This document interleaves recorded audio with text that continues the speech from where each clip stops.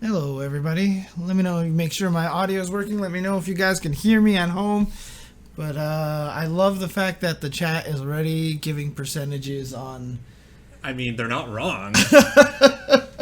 What's going on, everybody at home? For another episode of SNKronize.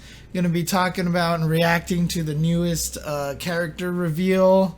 As well as, just sitting here and arguing about the silhouette beforehand. Yeah. I think this one's worse than the King one. Like, in terms of difficulty. Right, yeah. Because there's just really...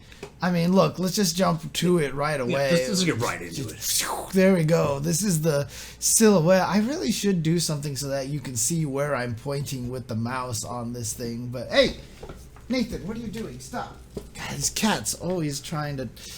cause some problems. What's up, my not gay? Thank you for it's two brine shrimp slapped together.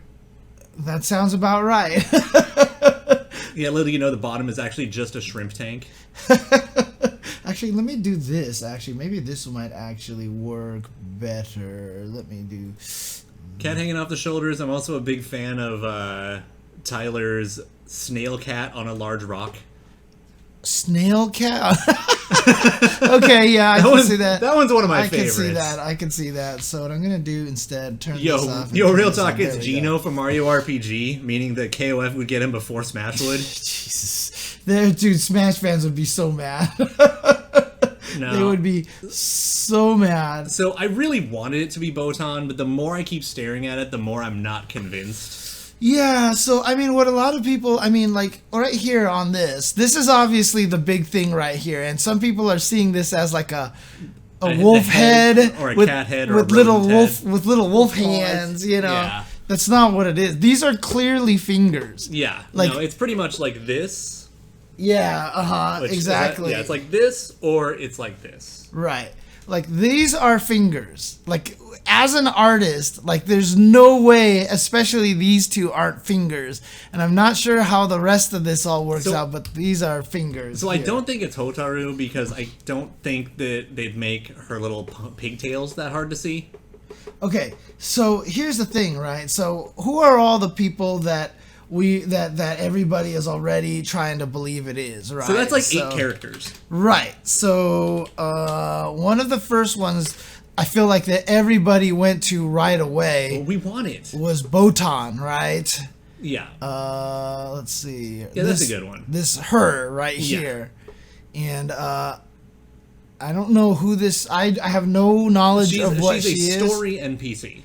Oh, right. And okay. We'll be segueing into her a bit later. Right. Now, so here's the thing, right? Obviously, there's the wolf head here, which is what a lot of people are seeing, the fox thing, and then the fuzziness, right? The fuzziness is also the big one because of this on the left over here. Oh, yeah. No, I'm definitely going to go in on talking a bit about Botan and give a bit more background because we have some topical stuff. No. So that's the thing, is that I do think Ash is also on the menu. Ash, huh? Ash is fabulous enough to take that pose. Right, for sure. For me, Ash is always the hood. Like, there needs to be an extra poof. Unless Ash changed his hair, right? Or he's like dead on or looking down or something. Like, it's not impossible, but it's not likely. I don't think Ash is like the highest one. Yeah, so I do think Shermie is a really good one on the menu. Yeah, so and just like give her a boa for the left side and you're done. Right, that's the main thing, right? Does she get? Okay, you know what? I'm just gonna. Yeah, that's probably not the best. God, this thing is annoying. Yeah. There we go. Let's do this. Open image and new tab. There we go.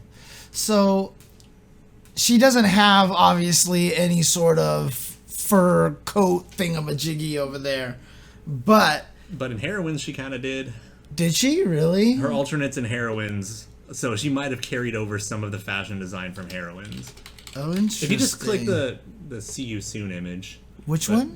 Right there in the dead center screen. You can see all 3 of her costumes, as well as this is the big hint of she's gonna be in KOF. Right. Along with the rest of her dudes. She's got this puff on the side over here, basically, right? So that is one of the alternate costumes that has something to that effect. and we know that Yashiro's already in the game. Yeah. And the fact is that we do have 3 teams, in theory, that have started being revealed. So... Right. I mean, building on those 3 teams seems reasonable. Right, well, the 3 teams, what do we got right now? Is the Women Fighters, Art of Fighting, and CYS. Right. The Art of Fighting team only because Yuri and King... Yuri and maybe King. King and Mai could be either one. Yeah. Right, King could be on either one. Yeah. So that kind of leaves it as a theoretical 3 teams because they were never confirmed as being on the same team. So... Right. Mm-hmm. Well, so again, we have Yuri, King, and Mai, and they were not confirmed to be on the same team. Right, exactly. Yuri could technically be on either one, but I doubt that Yuri is going to be on Women Fighters if she's not with King and Mai.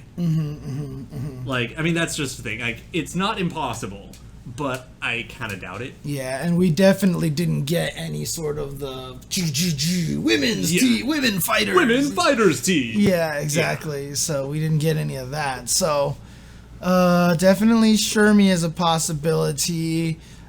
People have even been saying Blue Mary. And I think Mary is feasible. CYS stands for Chris, Yashiro, Shermie. It's the new face team. It's an alternate way to say new faces team. So obviously we've looked at some Blue Mary. I mean, before. actually, I even retweeted. Someone sketched it. Oh, really? Really brilliantly sketched it. I'm just saying, Blue Mary has never really worn a coat like that. Not in KOF. Right. Not in Fatal Fury. However. She's definitely worn her coat in Fatal Fury. You look at her in the bottom left there, that's the Mark of the Wolves timeline. This one right here? Yeah, or that one. Oh god, that's not a very big picture at all. Okay, there we go. Yeah, it's got some floof to it. Yeah, look at that. Yeah, like pretty much any time in KOF, she starts with it and then tosses it to Anton. So if she's just holding it over her shoulder for the profile picture, that works too. Right. And what if she's wearing Terry's Mark of the Wolves jacket or something like that? I mean, as much as I'd be down for that, 14 Mary tells me that's not happening. Okay, that's fair.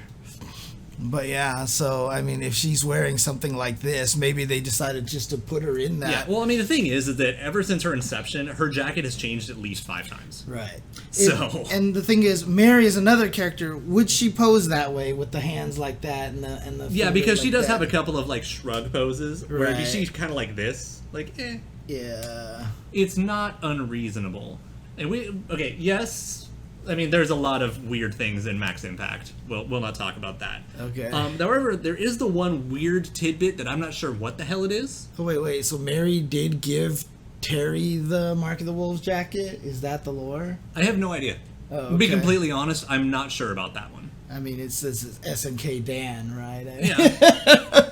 But anyway, so check the bottom right of the silhouette. There's that little like tail bit poking This thing out. right here, right? Yeah. So I was saying like this could likely be like the person's arm crossing over. There's a sketch for that for like Shermie. Maybe. I was also saying, I mean, that could also just be Shermie's trunk, right? It could be a belt. It could be a belt. Yeah, that's true. Now, the odds are that that's not a rodent around the character's neck. I mean, I would love to be wrong. I want this to be Botan. Right. I really want that. Not only because, like, having Botan finally be playable would be really cool, but also it would be the first time the game gets a brand new character. Right. We haven't seen We that have not yet. had a brand new character in 15 yet. And I'm not sure if they're ready to reveal that yet. You know what I mean? I mean, it this would be be an interesting precedent. It would be the right time, I feel like, to kind of do that. I mean, especially because we've talked about, like, we want more of these curveballs. Right. This would be a big one. Like, this would pay them up for, like, a month and a half. Right. So, but like I said, this is clearly fingers. Now, this could be the fox head and the fingers, you know, that they're both there for Botan. I was saying this to you earlier in the day that it's amazing how many people it could be with this round head.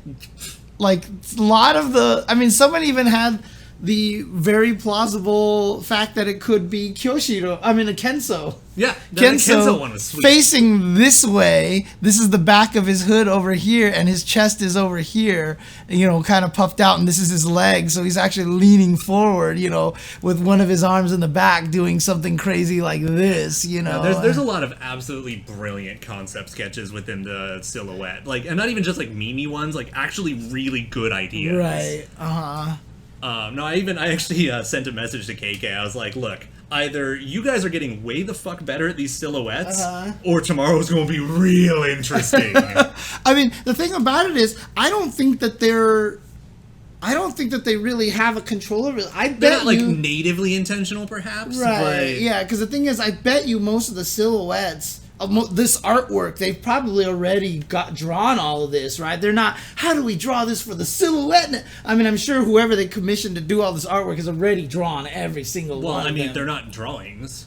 They're just the models being posed. They're the renders. Yeah, but I mean, they're choosing the official ones, right? They're choosing the official ones, so... It is not going to be Foo Fighters. Foo Fighters?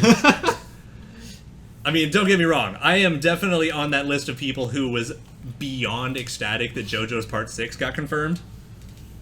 Right. Sorry, that's right. Yeah. But... Maybe... Yeah. I mean, honestly, even if it is one of... between Chris and Shermie, it's really hard to tell which one they'd want to show first, given, sales, timing, motivation, etc. Right, but hang on a second. Why did I type KOF 98? That is so weird. Because you follow LeBron? Oh. I guess. That was really weird. I guess that was... Yeah, I'm kind of inclined to agree that Chris would be the last one, because, he'd be more inclined to be the leader if Yashiro isn't. And the only reason to put Shermie last is because they want to build up the hype for her, because everyone knows she's coming. Right. But the thing about Chris is Chris ever worn any sort of coatish kind of thing? He has never worn anything other than what you're seeing. Right. Besides nothing when he turns into Orochi. Right. So, I mean, he's never had any sort of poof. No. But, I mean, they could definitely add a poof just for the sake of it. The only exception is, in some art where you see him wearing the hockey shoe robes, where he's wearing the same thing Ganitz does. Oh, okay, That's literally the only exception.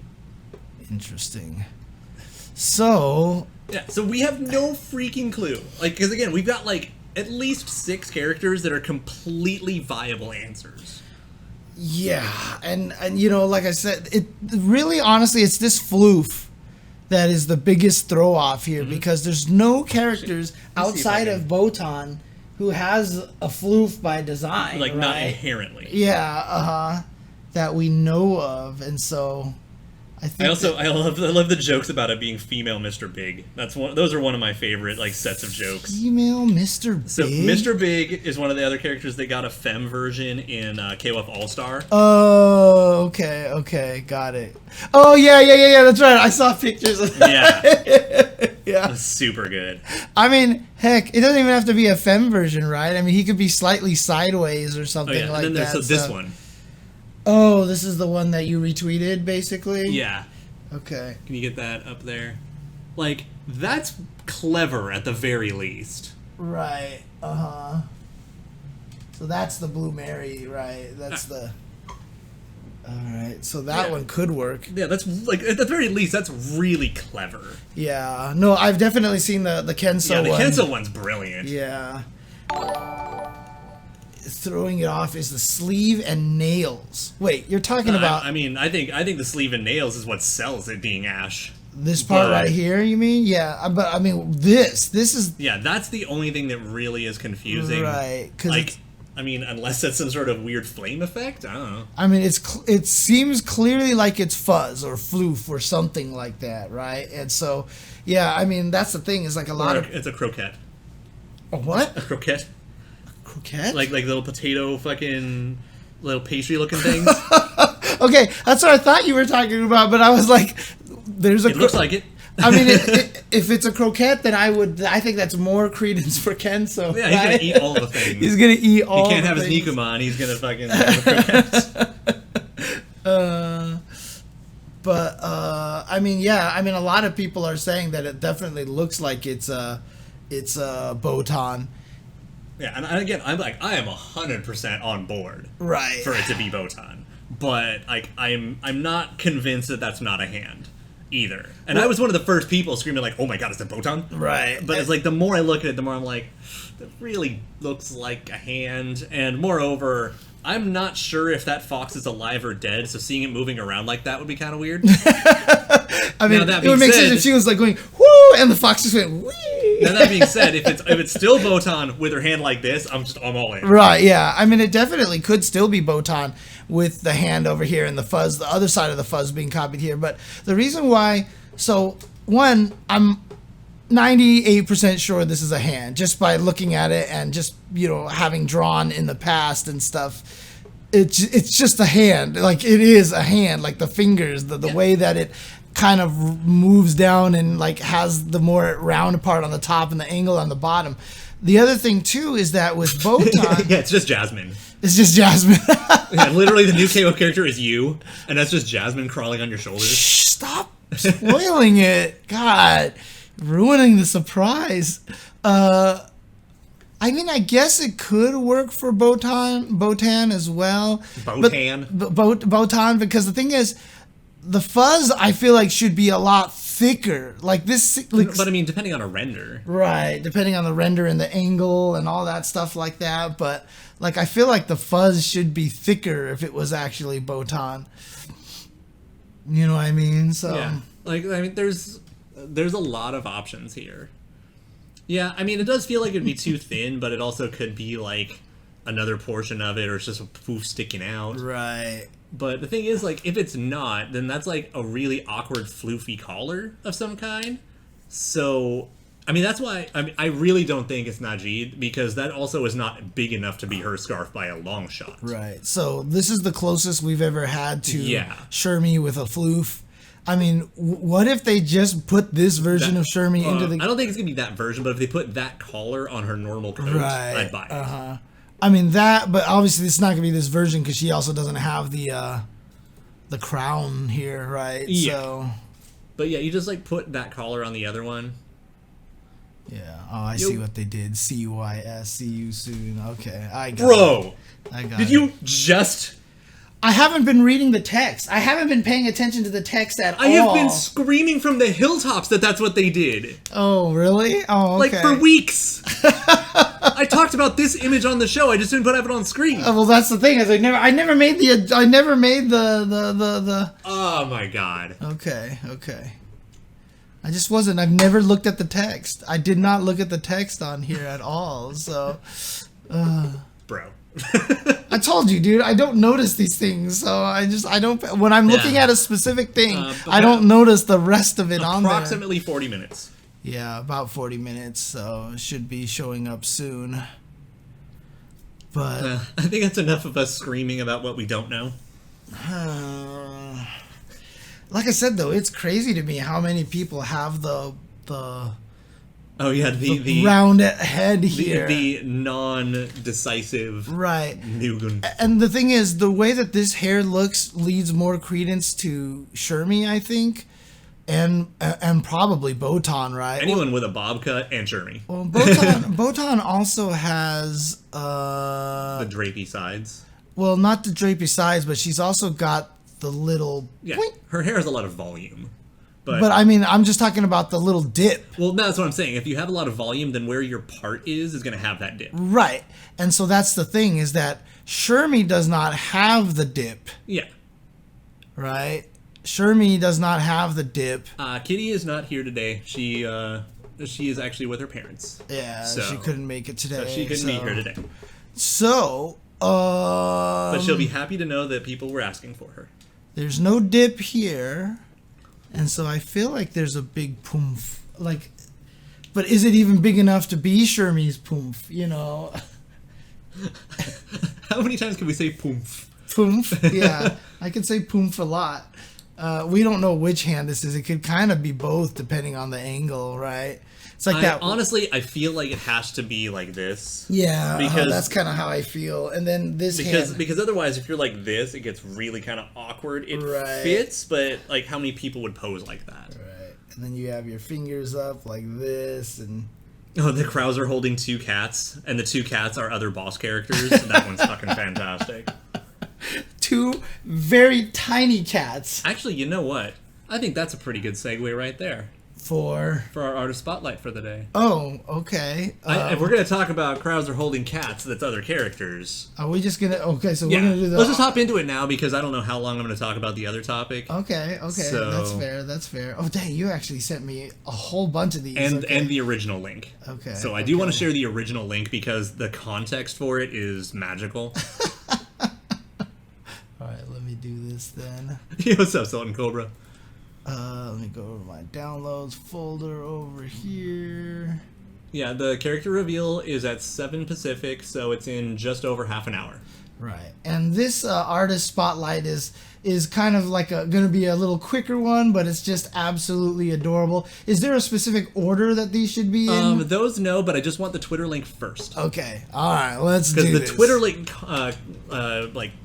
the context matters way too much to me. All right. So here we go. Our artist spotlight for the day is H37. H37 FG_FG. So this is one of their alternate accounts. So the FG is for their fighting game content. Right. But I should go to sleep tonight. My brain at 12 a.m. K-at. And I absolutely fell in love with K-at. I mean, I just love how much K-at just doesn't give any shit about your shit. I mean, look at the expression K-at. Look at this. So I sent a message to the artist and I asked her like, so how are we pronouncing this? K-at, K-at, and she's like, I hadn't even thought about it. K-at works. That's good. Let's go with that. K-at. Like I almost feel like it should be named K' with the at symbol, just to like just add another symbol after the K-at with the at symbol. Yeah, K-at. That's a good one too. K-at. So and the thing is that like this picked up enough traction and enough absolute adoration that she continued to do more of K-at, including answering questions like, does he have the little red paw glove? To which case the answer is let me do this. Not letting you scroll through images, apparently. Actually, I have to make sure that it's not zoomed in at all is what it is. So let's... Oh, there it was right there. Boof. Yes. He's so surly. I just like the fact that he just never changes this expression, dude. Look at this. Absolutely love it. I want to adopt him as like one of the unofficial mascots for the show. Like he's so precious. I almost want to feel like I want to find a real cat that looks like this, including the hair. Yeah. And little then tufts. Yeah, and then give it shades and a little red glove and a little necklace. You gotta give him the necklace. Yeah. So because it's amazing too. It's like it's not even in question. Like this cat is definitely K-Dash. Right. He's a surly bastard. The little shades. Yeah. So we've got a few more. Like eventually, like, well, what would happen if you were to see pictures of him in the wild? I just love this little phone here, but he's just chilling here. I especially love also the side note that like their previous picture is food. Oh yeah. Oh, you don't have the other picture where he runs away. Yeah, no, the other one's just like ninja vanish. Yeah, he just like disappeared. But there you go. Oh man, now people want the Kula whole... Daimyo. Yeah, we want the whole team now. I mean, honestly, you might be able to convince her because I asked her, she absolutely loves the K-Dash team in general. So has a bunch of little art of like Maxima and Kula and was like making sure to chase K-Dash and Maxima and KOF for girls and all that stuff. So like, might not be outside of convincing. This expression on his face is just hilarious, dude. Look at this. He's just like, yo. Oh my god. And then there's more. There's more. Including... Oh no. Kan looks tired. Let's give him a little treat. Look at this guy. I even like the little... The squish. On his cheek, yeah. The squish. On his cheek. Oh my god. This is adorable. Hi. Meowxima.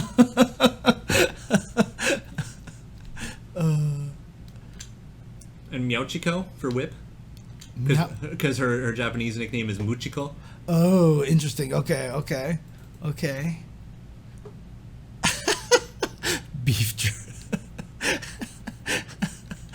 Oh, look at all this stuff. The thing is, like, they need to let people know that K-Dash is in the game, but the fact that we still don't have his trailer is actually kind of surprising. Yeah. No, he's a pretty popular character, and he's popular to play as well, because a lot of games he's strong. And this one just amused me terribly. K-Dash in a cat kigurumi holding long cat. And yeah, you can see the cat stretch on the stomach over here, dude. This is amazing. Oh, this is too funny. He just looks kind of mortified. Yeah, I really hope that that's part of it, that they're working on Maxima, because Maxima hasn't been fun since 11. If we actually get the K-Dash trailer at some point in time, you have to change this to the synchronize Oh, K-At? Yeah, yes, absolutely. This one Not you have to do both of them in there, so K-Dash and K-At are actually. In there. You know what? K-Dash probably is a cat person because they're low maintenance. He doesn't have to care. Right. But yeah, he's even got like. Do they actually make hoods that make your fingers like little cat puppets? You can definitely get versions, or you'll like those are actually like alternate gloves. I also love that even his red glove is red in the Kigu. Oh yeah, you're right. But yeah, these are. And you know what the funniest thing too is, like, all right, here's my rough sketch, and then it just kind of took off, and you can see with every picture, like, K-At just gets more and more like refined, you know, and like the artwork gets a lot more clear. He's perfect. Oh my gosh! So yeah, so go follow H37_FG for more K-Ats. H37FG over here, as you can see. And yeah, so there you go. There's the little pixel. Do you know if she made the little pixel ones over here? I have no idea. I don't think so, because I think SNK does have a line of them. Oh, okay. But I really couldn't say for sure. Okay. But yeah. Cats love Bonito Flakes. That doesn't really surprise me.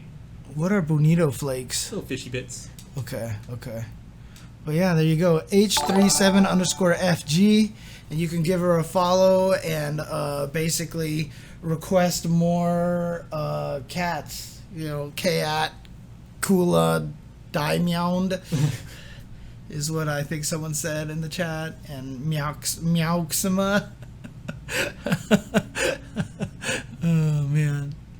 Yeah, but there you go. There's K-At right there.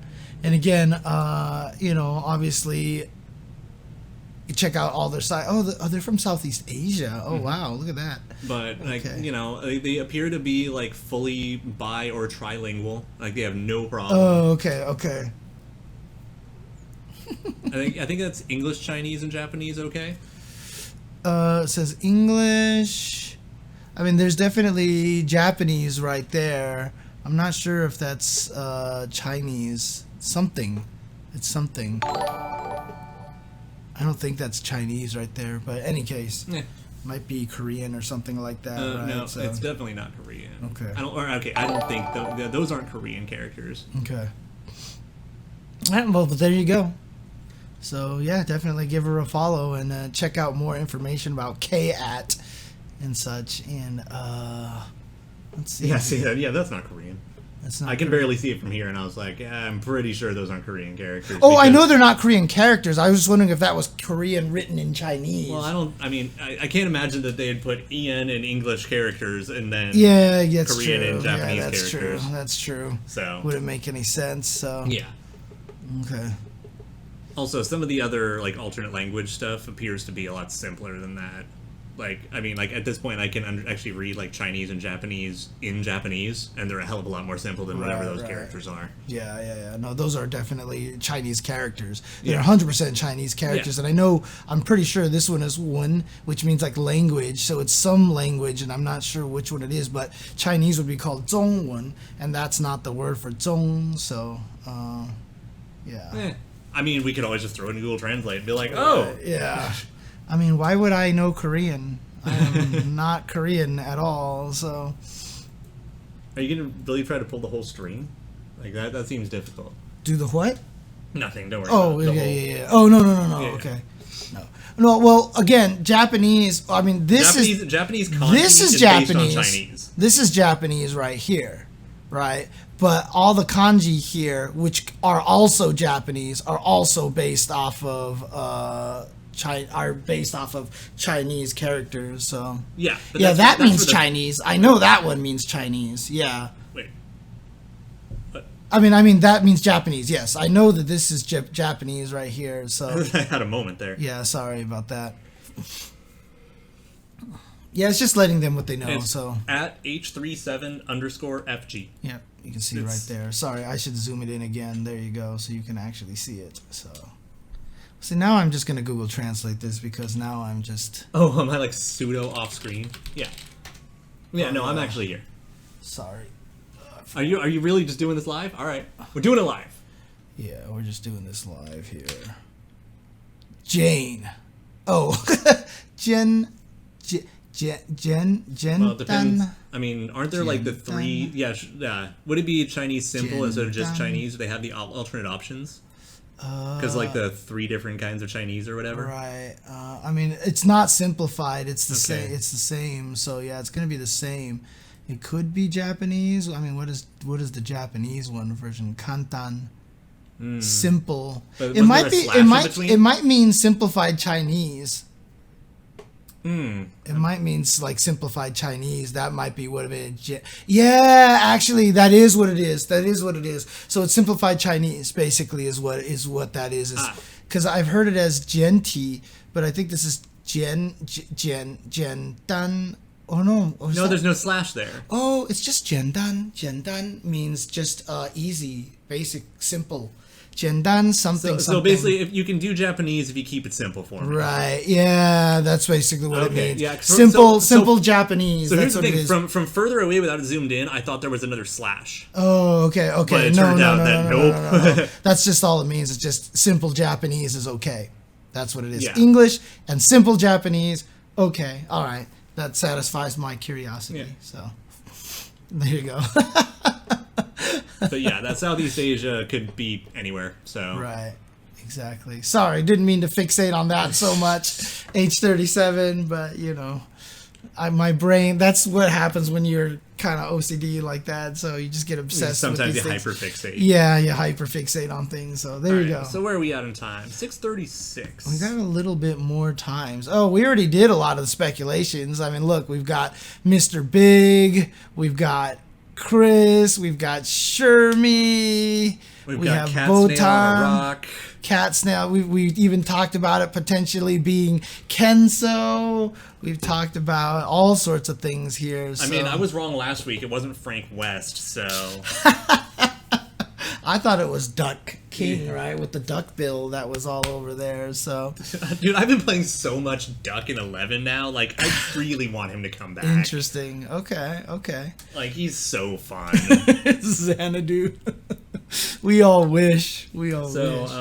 But I mean, the thought process here is that this could obviously be one of the, a really nice curveball for once, right? So, okay, so just, I mean, I know this is something that you want to talk about a little bit later on, probably in more detail, but exactly who is Botan and how does she relate to things? So in the Ash Saga, the antagonistic group is called Those from the Past. Right. Those are the bad guys. Right. Their whole clan of bad guys trying to do bad things and get to basically the climax of KOF 13. It's so funny. You're wearing a black shirt and your shorts are kind of dark. I totally did not even see Jasmine sitting on your lap. She's just chilling. Okay, yeah. So, basically, like they're all trying to basically reawaken Orochi to steal the energy to open the gate of time and do all sorts of stupid shit. Whatever. So the Ash Saga is still.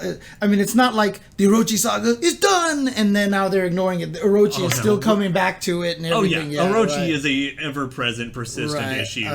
Maybe less so than usual, just because he was resealed again at the end of 14. Right. But, yeah. But I mean, now that we're getting the New Face team back. Yeah, Orochi doesn't go anywhere. Right. Orochi never dies. It just gets sealed and put away for a while and hope for the best.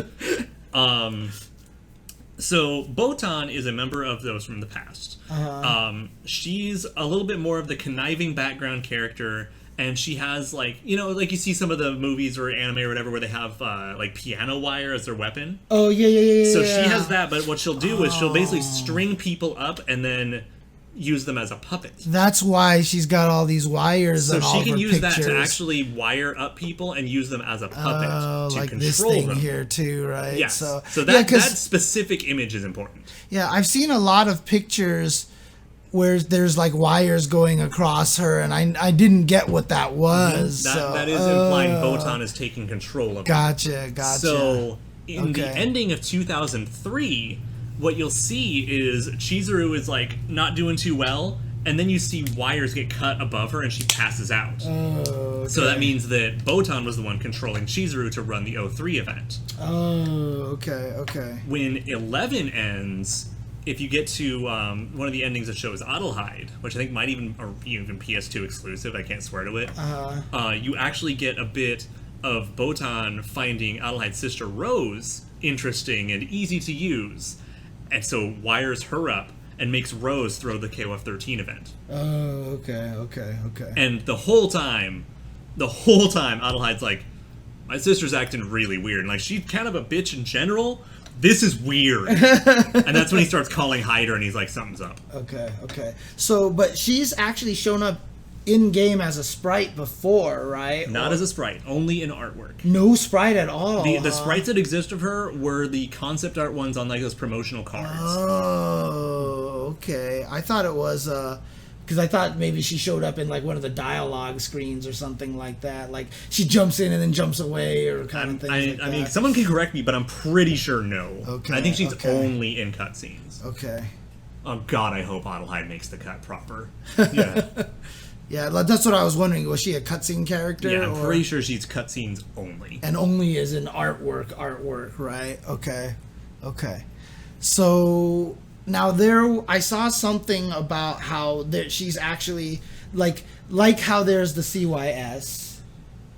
There was actually a team that she's with. Like there was like this girl. The whole those from the past crew. Yeah, the whole those from the past crew. So there was like some chick who looked kind of like Chun-Li, and there was some really big dude or something like that. So that's not a girl.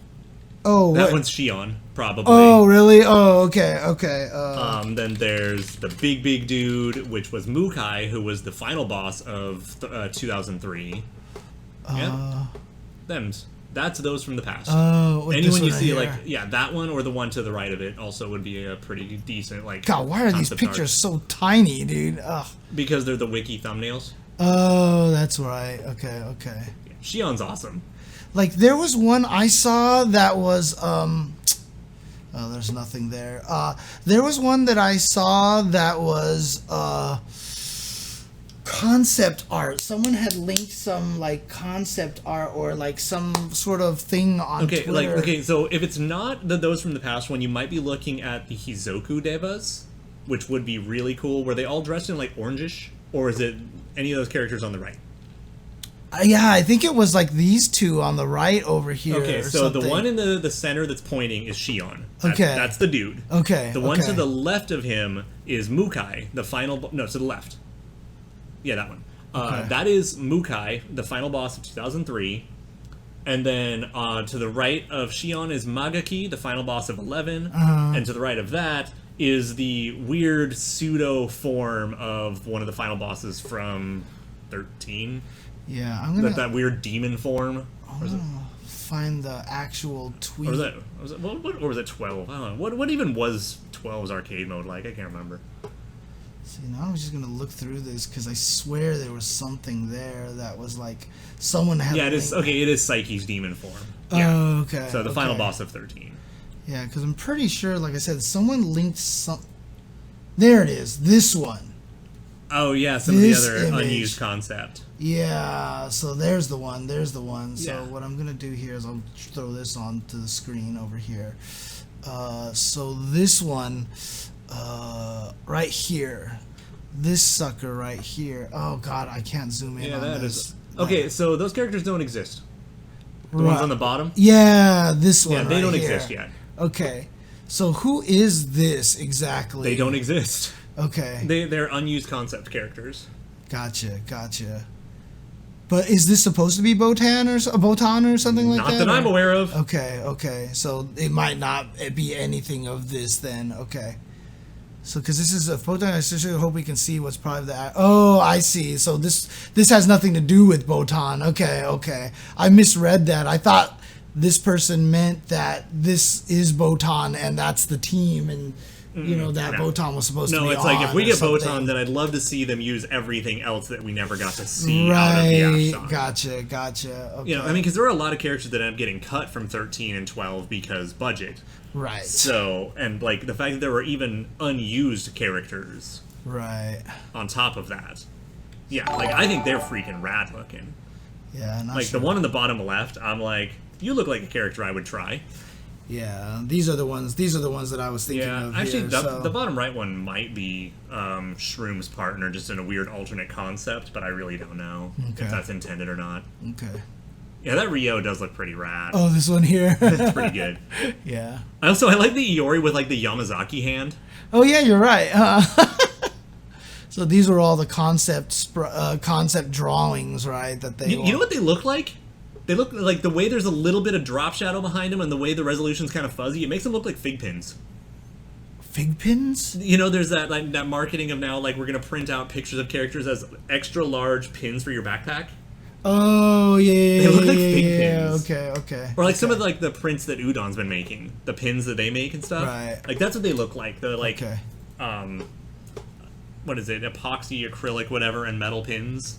Whatever word it is I'm looking for. Yeah, that'd be interesting if Botan had some way that she could control the other character or something like that.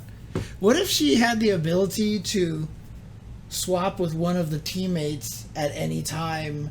Okay, I'm totally on board, but I feel like that would require it being a tag game. And I am not prepared to get my hopes up for getting a tag game.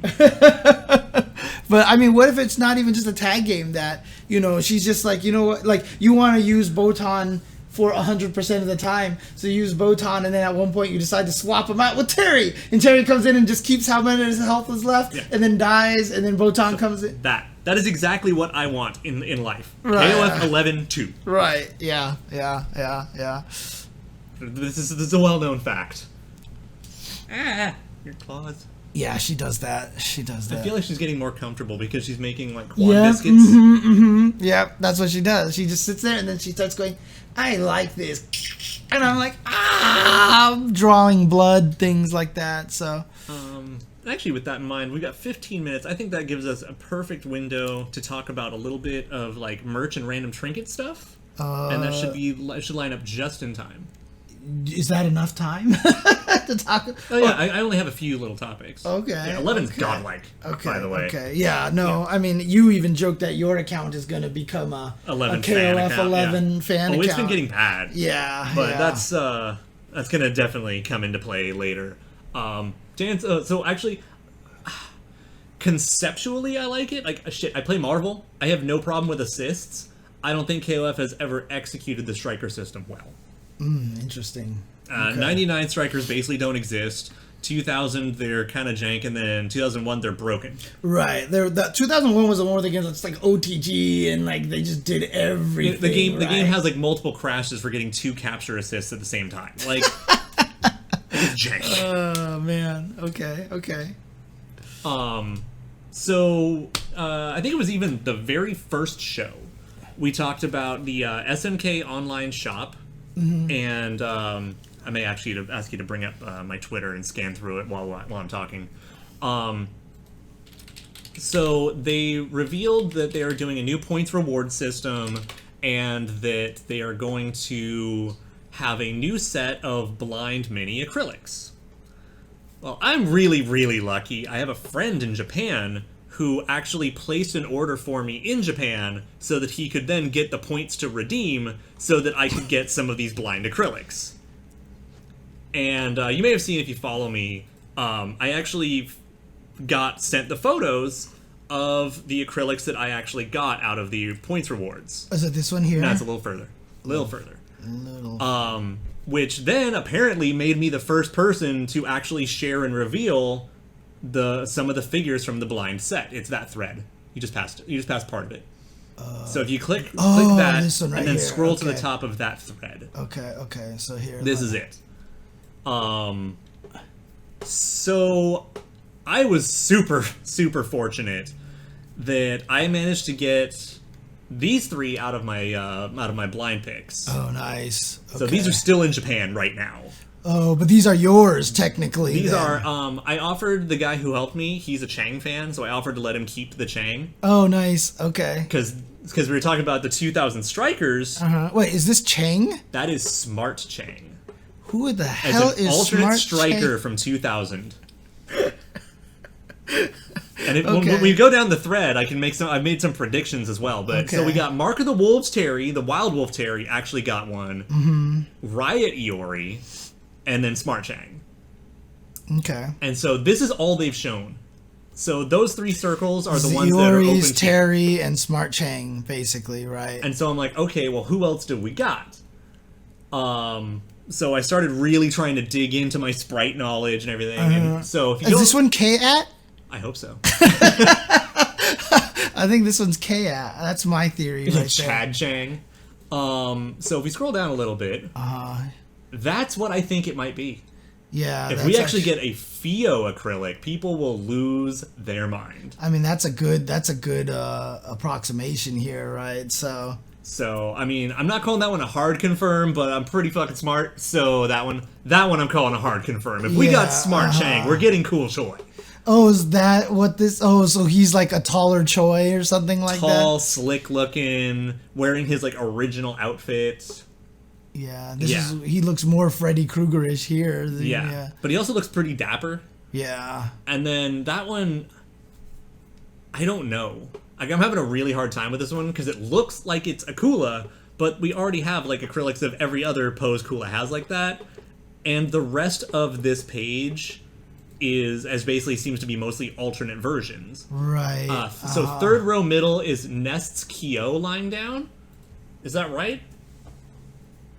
Was confirmed to be Nest's Kyo lying down. I mean, that would be cool, but I didn't think that was accurate. I thought that the Nest Kyo lying down came from the Iori Kyo pairing set. The one is that the image where it's like, it looks like Iori slapped him.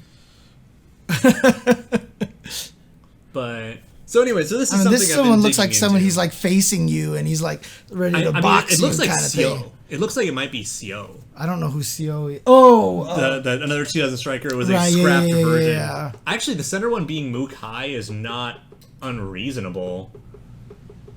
That interesting might be. Yeah, because I'm top middle Ramon. I don't know about that. What am I thinking of? What's the name of Kyo's dad? Saisyu. Saisyu is the one that I was getting mixed up with. Okay. There you go. G Mantle, I think, was in another set. Actually, he's in the Heroine set as a secret. So I mean, I got to dig into some of this. I'm actually waiting on these to arrive because I'm waiting on the rest of my package to arrive.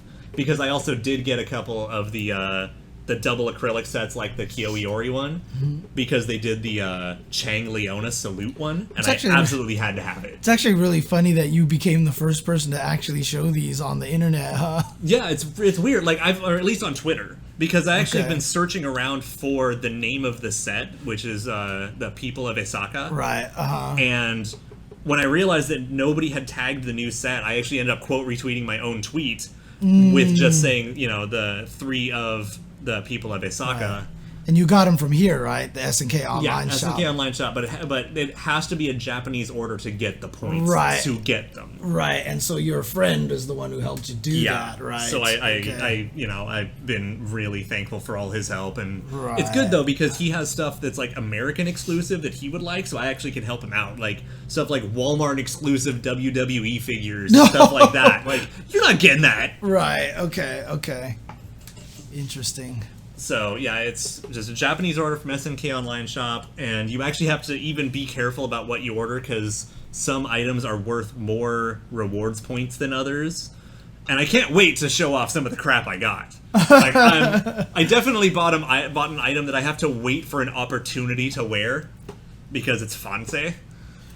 But I'm really happy about the rewards point stuff. And I love this shit. I love these acrylic figures. I've been collecting them. If anyone in the chat collects any of these and has any from any of these sets, I'm down to talk and trade. Otherwise, I'm sitting here buying a Blue Mary acrylic for $30-something off of Yahoo Auctions. Because fuck me. You know what? I mean, with the fuzzy stuff on the side over there, and look at the...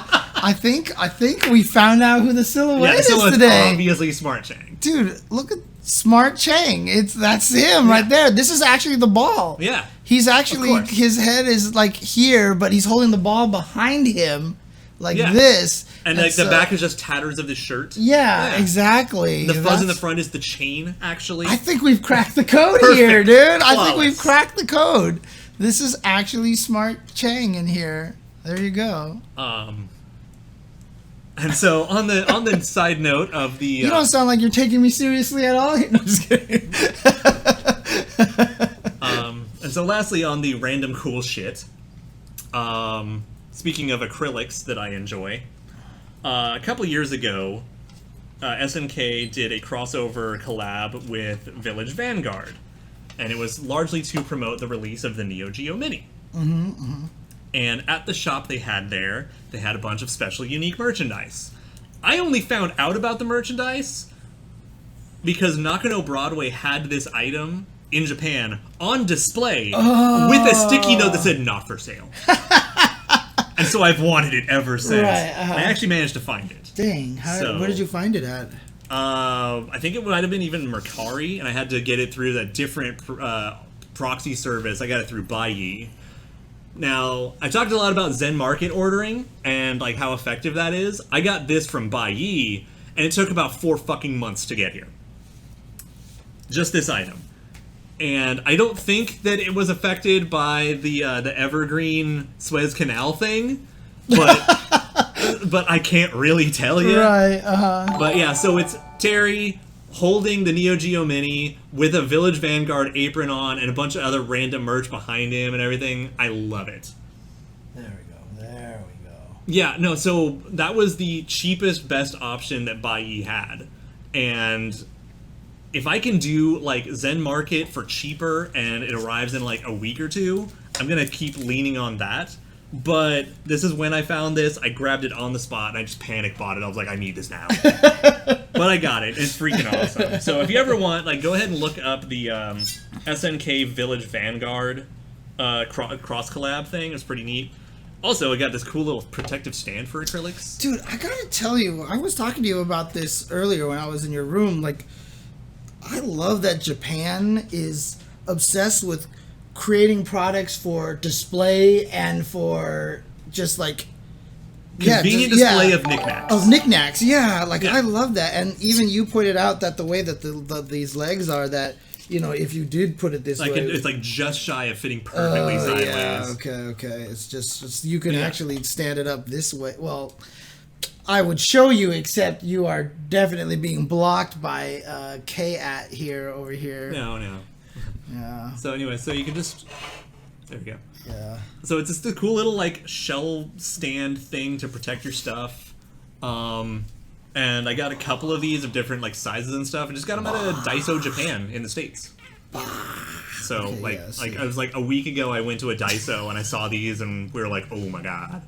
Yeah, I kind of do want to, make my own acrylics and just get, the epoxy and pour them into molds and stuff. Oh, interesting. How easy is that? As long as you can get your mold squared away, it's not that bad. No. I mean, a lot of people in, Artist Alley and stuff, they do it themselves rather than ordering it online in mass. Yeah, so my Jasmine does not like being picked up and hugged. Nathan tolerates it. She will not do it very often, so... Oftentimes I try to do it just to get her used to it because that's just her life. That's her life now, and it's too bad. Yep. And we're in the final countdown towards the trailer.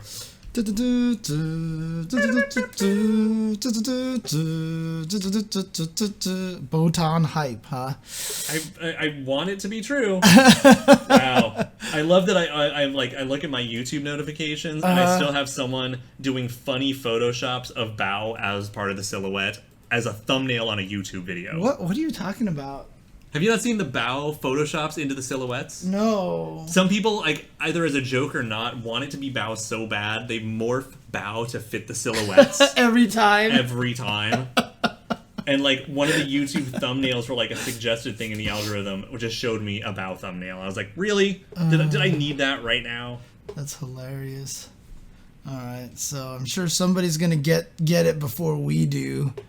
Oh, yo. It always... Scott the Woz has a video about Virtual Boy. Yes. Oh, dang. Okay, we're gonna have to watch that at some point. Might have to watch that. Alright. Yeah, shameless promotion. I like Scott the Woz. Oh, yeah, great. It was Gunsmith. It's bow with a cat on his shoulder. You know what the funniest thing is? Were you the one who introduced me to John Ladyman, I think it was? Or someone who does like some music stuff, or somebody else who did...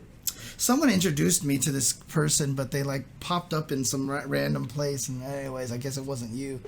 Dude, Najid would be fucking sick. Yeah. It's here? Oh, and apparently it is Shermie. And it is Shermie. And she has a poofy collar.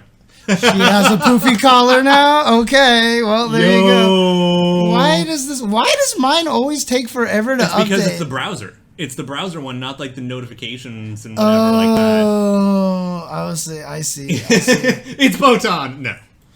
I wish. It is Shermie, huh? There we go. Oh, shit, boys. Oh, shit. Okay. I can hear nerds screaming around the world right now. All right, we're going to do this, and Kyo, get out of our way for a second here. So let's do this. Get out of my way. All right, so again, the volume's going to be up kind of loud, if I'm not mistaken here. And we won't be. Yeah, and so you're not going to be able to hear us, but here we go. Oh, boy. Oh, goddamn. Oh, my goodness. Sure. That's not bad. Dude, she just looks completely different.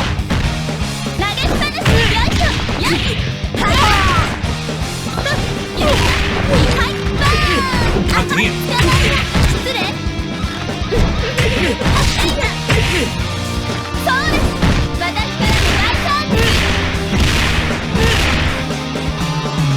Thicc. That was definitely that trunk that I was talking about. Butt grenade.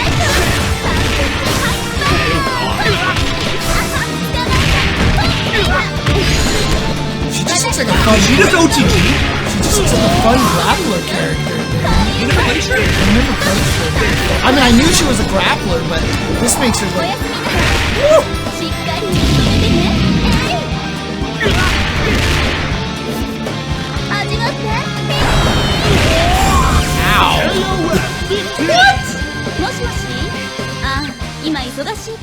Oh, her cell phone's bigger now. That's awesome. God damn. Yeah. Okay, so there is a lot of snap and pop to her moves, and she has a lot more anti-air options. Oh, boy. Plus, I think one of her super straight OTG.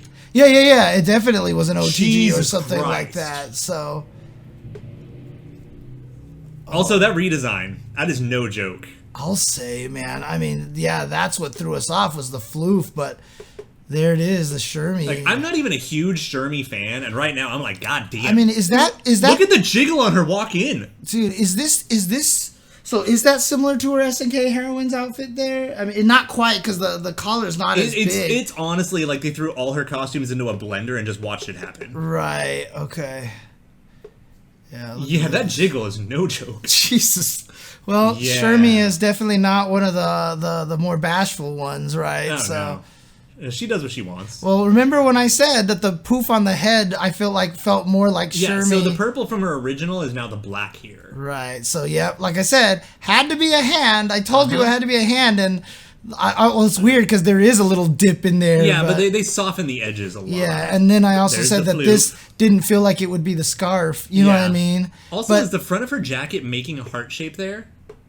oh yeah, it trim. looks like It looks like it the looks heart like shape. it. Yeah, but where's the trunk here? Right? I mean, Maybe it hasn't panned all the way, yeah, or something. or we like, don't get to see it panned. Yeah, all the way. I guess so. And see, that's the funny thing is that I'm not a big Shermie fan, and I'm like, this is fucking awesome. This is crazy. This is probably the most dramatic change of any of the characters so far in terms of aesthetics, right? In terms of because Iori's at least worn something like what he's wearing. Uh-huh. Yeah, this is a huge jump. Yeah. Yeah. Someone checking Gunny and Gibby and make sure they're not dying of heart palpitations. Well, like I said, that level 3, as soon as I saw that, I was like, that's how Gibby wants to die. Yeah. That is 100%. Yeah, that heart-shaped window is kind of adorable. Yeah. But again, it's just, she's one of the new... Oh my god, dude. She's got some physics on her, dude. She is physics heavy.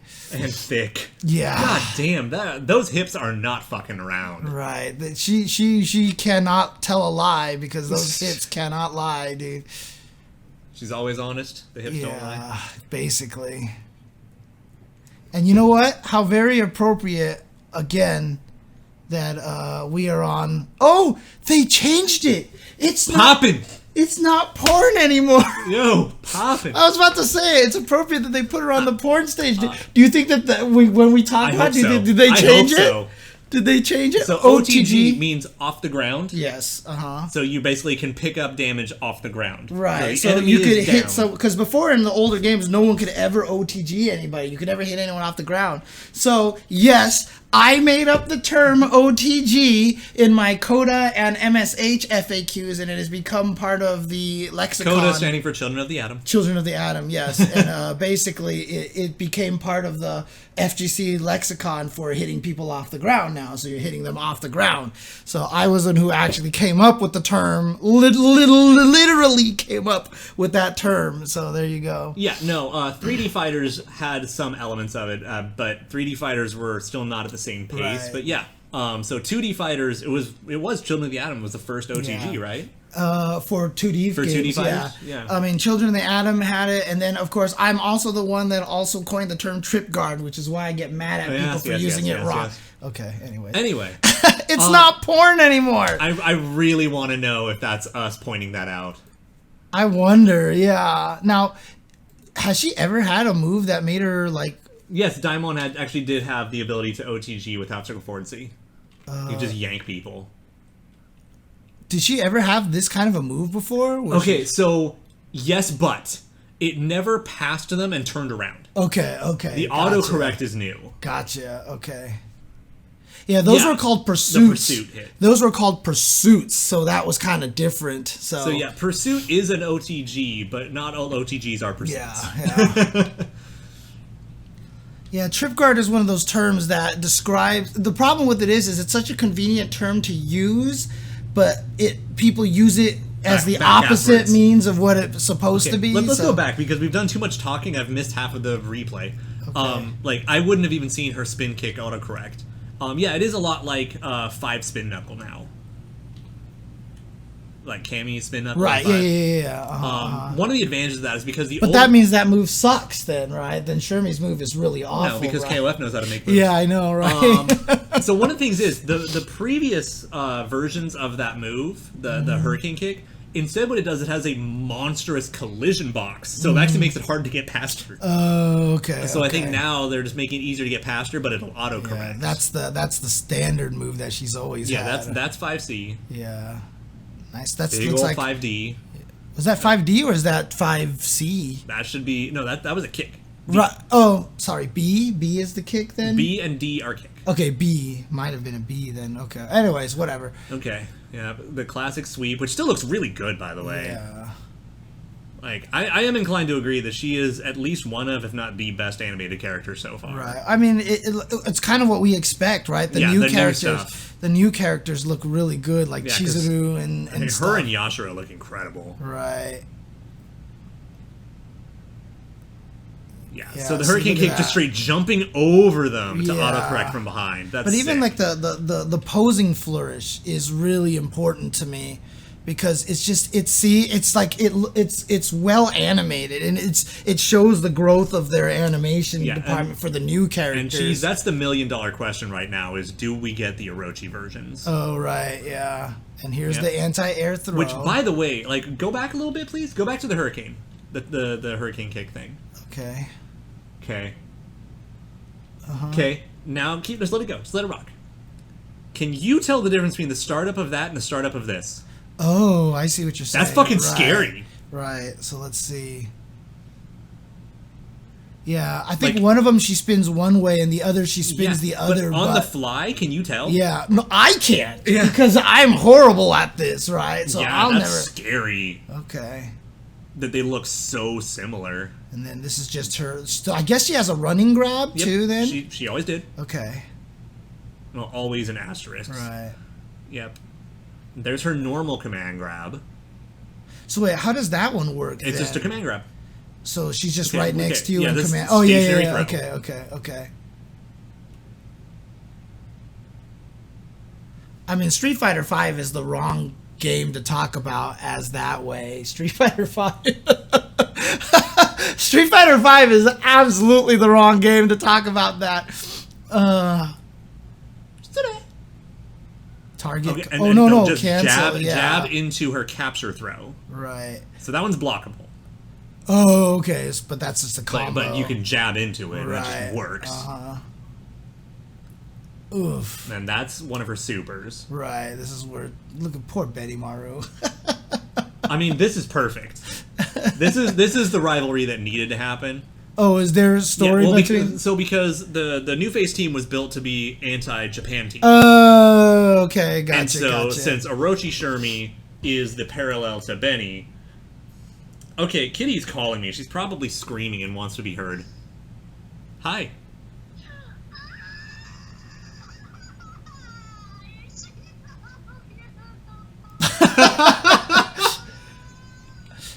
Okay, should I put you on speaker? Yeah, just so put the it on internet can speaker. hear? Yeah, you're gonna be on speaker now.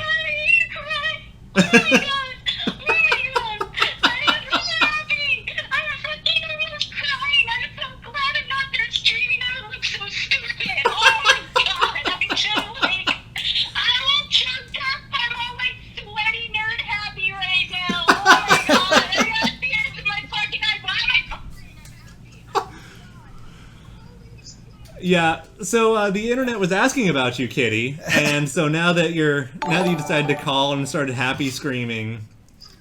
So actually, they actually heard you for a little bit before I turned on the speakerphone, and now everyone's like, "Oh God!"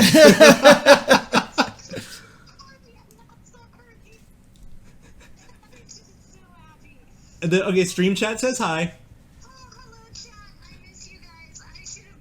You should also just come into the chat and say hi.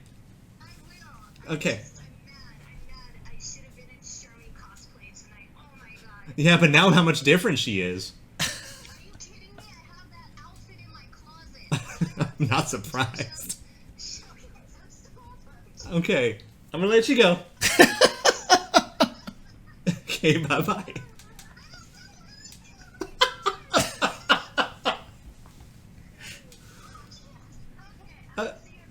Okay, bye. So she's a little happy about this, right? Yeah, no, I wasn't sure. She's relatively pleased about this. I wasn't sure. This turn of events seems like a good thing. I couldn't quite get the right grasp on there. Jesus Christ. Yeah, if she was happy or not. So. Okay, what did I miss? Yeah, that was it. We were just at the pose right there. So the Shermie pose over here. Oh yeah, which was probably her in-game taunt. Yeah. I mean, she's checking her curves and her folds. Like, it's fine. Yeah. Yeah, you didn't see? She posted a Shermie a couple weeks, months ago. So that looks like a target combo into the grab. Nope. Nope, that's 5D, forward B.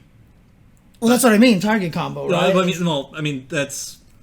I mean, we don't It's the system mechanic the being able to cancel into... a Yeah. I'm sorry. Yeah. Chain combo. Yeah, that's a button into a command order. Yeah, right. Exactly. I mean, that's what I just call target combos. Yeah, well, I mean, I always look at target combos as like the Street Fighter. This is the dial-a combo your character's allowed to have. Yeah. Yeah, that's a little different. Right. So this throw... Well, she's also got heels. Yeah. I think Vanessa's still taller. Vanessa's 6 foot. And it looks like she can freaking stab you with those heels, too. Oh, I'm sure I mean, technically she should be like falling through the wrestling ring. Right. I mean, one of the things that... Okay, so both hits are cancelable. So that's EX one right EX there. Hurricane and then into EX the EX command grab. Yeah, And then... Yeah, I don't know. I haven't gotten to here. What is that move Jump right there? C. Oh, is that just her just jumping? So that's not. Oh yeah. That's just her jumping. And that. Oh, so it crosses up. Yo, that ass is a cross up. There it is. Into the EX command grab. Thwack.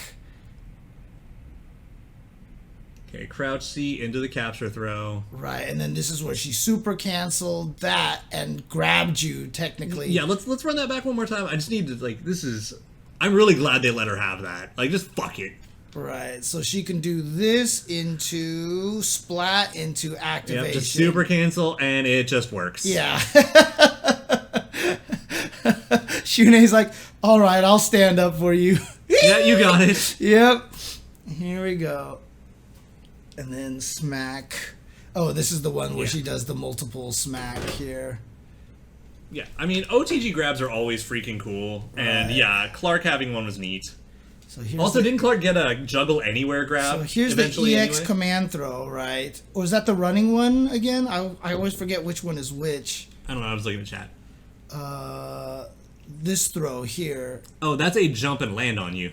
No. That was off of the activation on the ground. Oh, yeah. So, like, here we go. That's a pity. Yeah, that's just regular command grab. Right. But okay. EX. But EX. So this is the EX version. Dude, I hope she has the tap out super. That would be so cool, but I don't think she will. Oh, she gets the follow up afterwards, like Rolf and Clark do, right? Yep. Oh, but then she can juggle off of that. Wait, was that an EX follow up or anything? Yeah, it was the EX command grab into the follow up. Into the follow up, and it just has a bounce to it? Yeah, it looks like, I guess the EX command grab, you could do a follow up that pops them up, that you get the juggle. Wow. So EX grab into the follow up gives a ground bounce, which means honestly the follow up is probably automatic. Okay, you know what the scariest part about this is? Well, okay, well this at least confirmed. I mean, I guess this has always been confirmed, but that's 4 bars right there that she just spent. No, it isn't. Not necessarily. We don't know how much EXs cost. Right, that's true. That's true. It could be a half a bar or something like that. Yo, dude. Yeah, so her new air throw super like that is just fucking slick. Dude. Yeah, her animations are so much better than a lot of the ones from 14. You can tell that they definitely put a lot more work into the... And then I just got the other text that my friend I texted to about Yashiro. He's like, I'm crying again. And this is where she's like, splat. Let's gonna take you for a ride. Let's go. You know what I love about this, though? I mean, as much physics that she has in other parts... Her hair has no physics at all. Her hair will not leave her face. Yeah, she uses Aquanet. Her hair is glued to her face. That friend lives pretty far away. It's not necessarily feasible. Right. It would be funny. And this is where she whispers sweet nothings into your ear as she defies gravity. Yeah, you never show her eyes. Right. Da-da-da. Now I'm going to kill you. Brahma boom! And as I said, this is now, we've determined the newest way that Gibby wants to die. Yeah. So here we go. I mean, you can make worse decisions. Yo, does she have actual butt cleavage? She has ass cleavage? I mean, I'm not surprised. Mushy, mushy. Yeah, and I'm glad that they've updated her into a giant phone, cell phone here. It's not one of those little flip phone things, I'm a firm believer in obnoxiously large phones. I think for her, again, it's a fashion statement. For sure. That, and I mean, she's going to have more places to put it than anyone else. Maybe, maybe not. I mean, again, this is probably going to sound weird, but one of the first things that I noticed about Shermie during the trailer was, again, so she comes walking up here, hips. Not the hips, but again, the nice quality of the leather jacket. Like, I just love... And the thing is, I like the fact that it actually looks like pleather. Yeah, I like the sheen on it. Like, this looks like I said, they focused on fashion a lot in this game. I really, truly believe it was one of their main areas of focus in this game, because I mean, this jacket is pretty neat looking. It's slick. But like I said, not only that, but the material, even the way the seam looks, like I know I've felt this kind of jacket before. You know what I mean? Kind of thing. Like, I feel like I've actually, you know, had, like, seen people wearing exactly this kind of thing. And yes, I know it's sad that was one of the first things I noticed was that, but, you know. Do we know if that's her original voice actress or not sure? No, I believe that's her updated. That's the updated one as of the past few years. Okay. I don't think it's her original. Yeah, but I mean, there was a discussion about that like a week or two ago. Yeah, for sure. I mean, she's clearly, you know, waifu bait as a character, but she's also. I mean, they know their audience, right? They know their audience, and she's always been that way, right? Yeah. I mean, that is just who she is. I mean, I feel like when she was originally there, it was a little more borderline, but as people grew more attached to her, they could just lean into it harder. Right. It was always funny because for me, when I first saw Shermie, I never really thought much of her because I didn't like the hair. Okay. I actually didn't like the hair because I couldn't see, you know, her face or whatever like that. You couldn't tell if she was wearing glasses or not. Yeah, basically. That's true. She could be wearing glasses under that hair this whole time, and she is. Now she's like, it's weird. I just pictured glasses under the hair, and all of a sudden she got that much hotter. Like, it makes no sense. I don't even know what her face looks like, but just imagining that glasses are there, she just got, like, that much more attractive all of a sudden. Oh my god.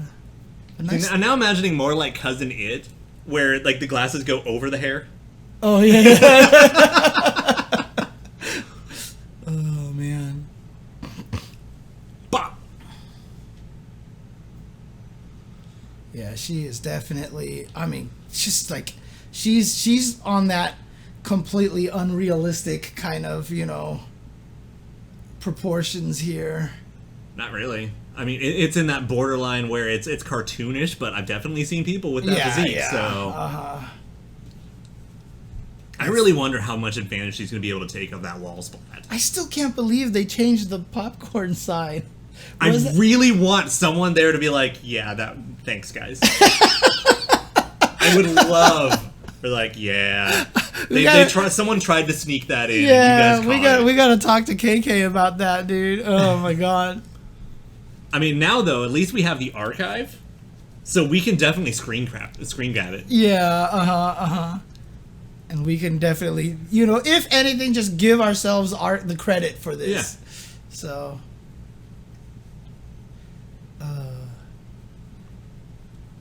That is completely subjective. Right. There's going to be people who are going to prefer her old design. Right.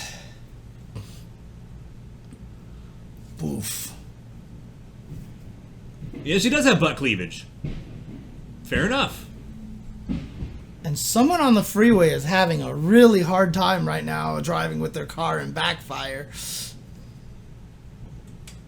Yeah, I can imagine a lot of people would prefer the old one. Well, the old one has that less obvious, more subtle kind of thing to it. You know what I mean? This one feels like it's just right out there in your face.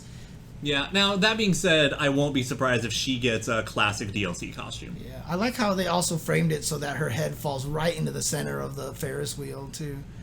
Like, I don't know, just the weird super amateur photographer in me just appreciates that little framing there. I'm going to have a lot of fun figuring out what I'm going to do for the synchronized avatar now.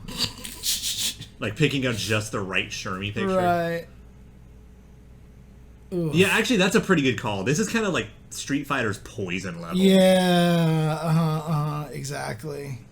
Going shop at Thottery Barn. So like I said, Street Fighter was the wrong game to make that comment about. Like, if you want to say that about, like, freaking Mortal Kombat or something like that, you know. Well, I mean, the thing is that Street Fighter did have the, like, we're changing the camera angle so that Mika's super is less amusing. Yeah, but then Laura still has that costume. And Laura still exists. Yeah, you could just put her in a freaking bikini. And every character comes in a bikini now. Like, actually, every single one of them. Dan has a point. This looks like something Shermie would wear to a gig. Oh, to like where she was at the band. Performing. Yeah. If CYS is playing a show, this is what she wears to the show. Yeah, that's probably And I really like that idea. Like, that is new headcanon. Because otherwise, the normal outfit is when she's normally doing her business. Her daily clothes, Yeah, I'm 100%. Like, that's the new headcanon. This is her gig clothing. But I mean, again, reminder, like, she's a fashion designer. She'll wear whatever the hell she wants. I want her to have Chun-Li level alternate costumes. Just let her have it. Oh Jesus. Yeah, Shermie's gonna get a bunch of alternate costumes. I mean, I really hope so too, because you know what? That's a really good way for SNK to build revenue to develop further things. Well, like I said, I was just going to make the comment that Shermie is definitely going to sell copies of this game. Oh yeah, Shermie is definitely going to sell copies. Shermie sold copies of Heroines. Yeah. And of course, I'm the one who was like, I never got Mary. Wait, Mary was never in Heroines? What? Yeah, no, my team in Heroines is like Terry Leona. How is Mary not in that game? Because Mary, like it or not, is still not really a like top 10 female of KOF. I mean, I guess it's just because I talk to you too much. Yeah, so that it feels like everybody in the world loves Okay, so Mary. Angel I buy because I have no idea how they would have made Angel's move list work in Heroines. Unless she's all like mash X to get Rekkas. But like, it would have been really jank. Mary could have worked. But yeah, Angel would have fit. Although I've never been comfortable with Kula in Angel's costume. That just makes me uncomfortable. Well, yeah, because Kula's also like 14 years old or something like that, right? Thank you, Mighty Max. I appreciate that comment. Which one? I mean, how can Blue Mary compete with Mui Mui and Sylvie? Problem is, Sylvie's actually like mad popular. Well, but she's also based off of a famous pop idol, yeah. right? So, but Mui Mui only matters because of a freaking patchy slot game. I love. See, people like Sylvie. Yeah, I'm not one of them. I love that. You know, it's absolutely true from Edel, right? Like, I can't wait for the Hungry Clicker art. That guy is so fast, it's ridiculous and motivated. Yeah, I mean, that guy is... Yeah, no, Clicker's Shermie is going to be fucking lit. Holy fuck. I just love the... I think the next character is still going to be wrapping up Art of Fighting. Yeah, probably. So what was it? I only like Sylvie because of her animations where she's just like on the fritz. That's the only time I like her. I don't know why, but I really appreciate the jazz hands. Yeah. Yeah, there you go. Perfect. Oh, there you go. Jazz hands. I'm down with the jazz hands here. Yeah, my guess is the next character is Robert, unless we're real fucking lucky and we get Marco. Or we somehow figure out who finishes the women's team if it's not Yuri. So there's a little interesting question then. Okay, actually, real quick. Not really. SNK has been doing the large hands for a little while because it's an important design element for fighting games. Yeah, the reason why it's I mean, you guys remember there was that one prototype photo of Street Fighter V where they look like real people? Oh man, I actually haven't seen that. You haven't all the like seen that? GDC stuff from everything Street Fighter I've seen, I haven't seen that. There's like some weird picture out there. If somebody can find it for me, but it's like Bison and he's normal human proportion and he's just like standing there and Ryu is crouching like a real human. And it looks awkward? It looks really terrible. Like it looks like it's going to be Street Fighter the movie. You know what I mean? It looks kind of like that. So that's the one thing I've seen the GDC parts where they're talking about like they talk about having the larger hands and feet. Yeah. But I haven't seen the smaller hands and feet photo. And like I love the one of like here's how walking animations look, and it looks awful from the front. Oh God, did you wait? That doesn't look right at all. That is not. What are you doing? Mods. Yeah. Okay. We're gonna time him out because I know he's been here a lot, so I'm not going to ban him. So let's do this. I can trust Cone. And it's Fighter's Generation. Oh, it was Bison who was crouching on the ground. There you go. Holy Okay, God. okay. I literally thought that was like EX3. Yeah, right? And so this is what I mean. It looks really weird, right? Yeah, and that's the thing. Like the whole point is that you're supposed to be able to track the movement. So even if you can't see like this, you should be able to follow the big giant orb at the end of my limb. Right. Like that's the idea. That's the reason why all those characters have the really, really big hands exaggerated and stuff. limbs. Yeah. Yeah, I mean, look at Third Strike. Third Strike, everyone has monstro hands and feet. Jesus Christ, can you go away, please? Stupid video here. Jesus, thank you. Okay. Yeah, so this is kind of what it originally looked like. I guess this was a prototype, and yeah, I don't know. I'm just. Is there an ad playing? Is there still noises or something like that? Oh, that thing was making noise? I wasn't actually hearing it. Weird. Okay. Well, I mean, as long as it's gone. But okay, so that's the imagery you're looking for. Yeah, like, so anytime you talk about big hands and feet in fighting games, it's literally there so that you can play the game easier. Right. You need that. At least especially for 2D. Like 3D, we've kind of gotten used to it. It seems a little more mitigated in 3D fighting, but in 2D fighters, you like totally need it. Yeah, and you know, one of the things about this too is that what's interesting about this is that, like, I can see where it looks more realistic, but I don't know. It's just Bison with a real looking face just doesn't appeal to me. You know what I mean? Like, this Bison face just doesn't look right to me. Here's the thing. He looks like a character I would pick, but he doesn't look like Bison. Right. Exactly. Oops, I gotta go back to Jazz Hands.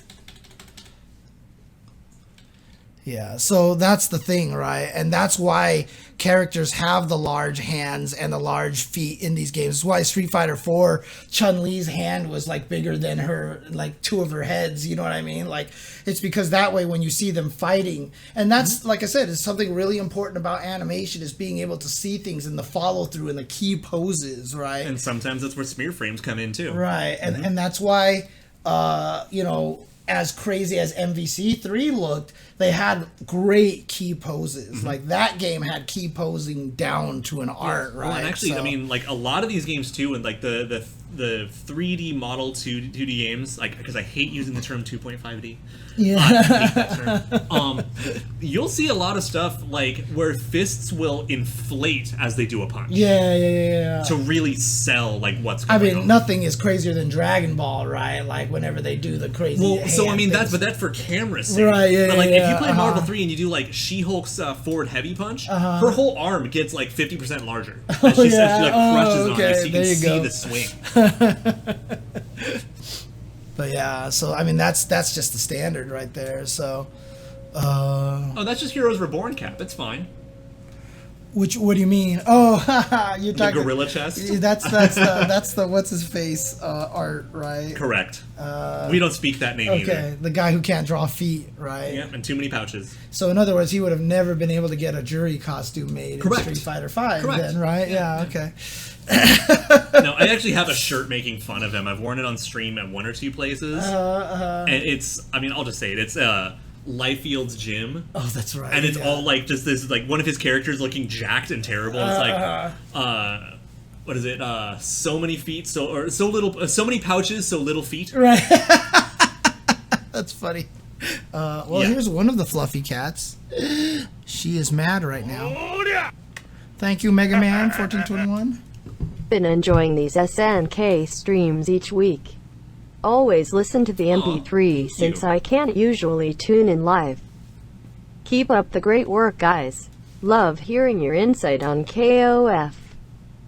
Oh, thank you. Thank you, Mega Man 1421. Is that like a command motion? Is that like down, back, forward, down? 1421. No, it's not. Yeah, I know, right? I mean, you could use that to do a reverse uppercut from crouching. I mean, if you really want it. Right, that is a backwards uppercut. That's how you do Fei Long's uppercut from crouching, right? 1-4-2-1. Yeah. 1-4-2-1. That's how you... Blocking RDP. Yeah, perfect.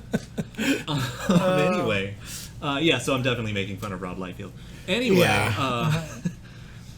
so where were we? I think we've like sidetracked ourselves like Yeah, 7 times in like 5 minutes. All right. Well, look, Shermie's out. She looks amazing, and again, lending very obvious credence to the fact that the characters that are coming back, that they are not working as much on, but the new characters they're adding, that they're definitely doing a lot of good work on it. Oh, someone in the chat comments mentioned that Shune's model looks a little better. That wouldn't surprise me. I mean, his lighting looks updated, actually. Yeah, the lighting is going to be a big difference. So I actually, at one point in time, went and looked at the two Mai's, actually side by side, and they don't look hugely different. Actually, they don't actually look massively different from each other, but the lighting was different. A lot of the changes that they make are lighting. Well, I mean, there's a couple of like threads and comments out there. If you check Twitter, they talk about like that's really 14's problem. Yes, it is. And 100%. someone like imported a 14 model directly into Street Fighter 5, and it looked better than either game. No, that's what I was going to say. I was actually going to make that exact same comment. Is that they ported some of those models right into there, and they looked great all of a sudden. You know what I mean? And it's really, the model isn't the problem, it's the lighting, and it's some of the shaders. It's crazy how much the lighting affects the quality. Angel was one of them, yes. Yeah, lighting in terms of 3D games. I mean,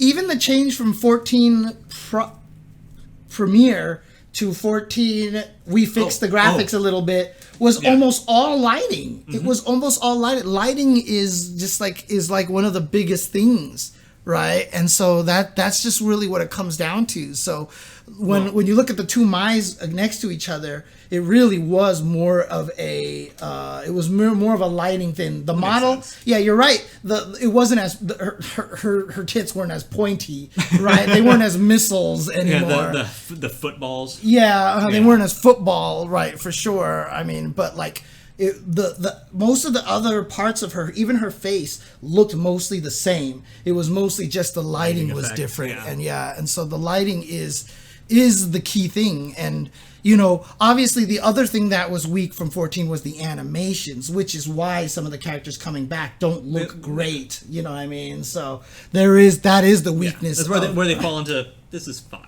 Right. Look, we only have so much time. We need to get the game out at a certain time.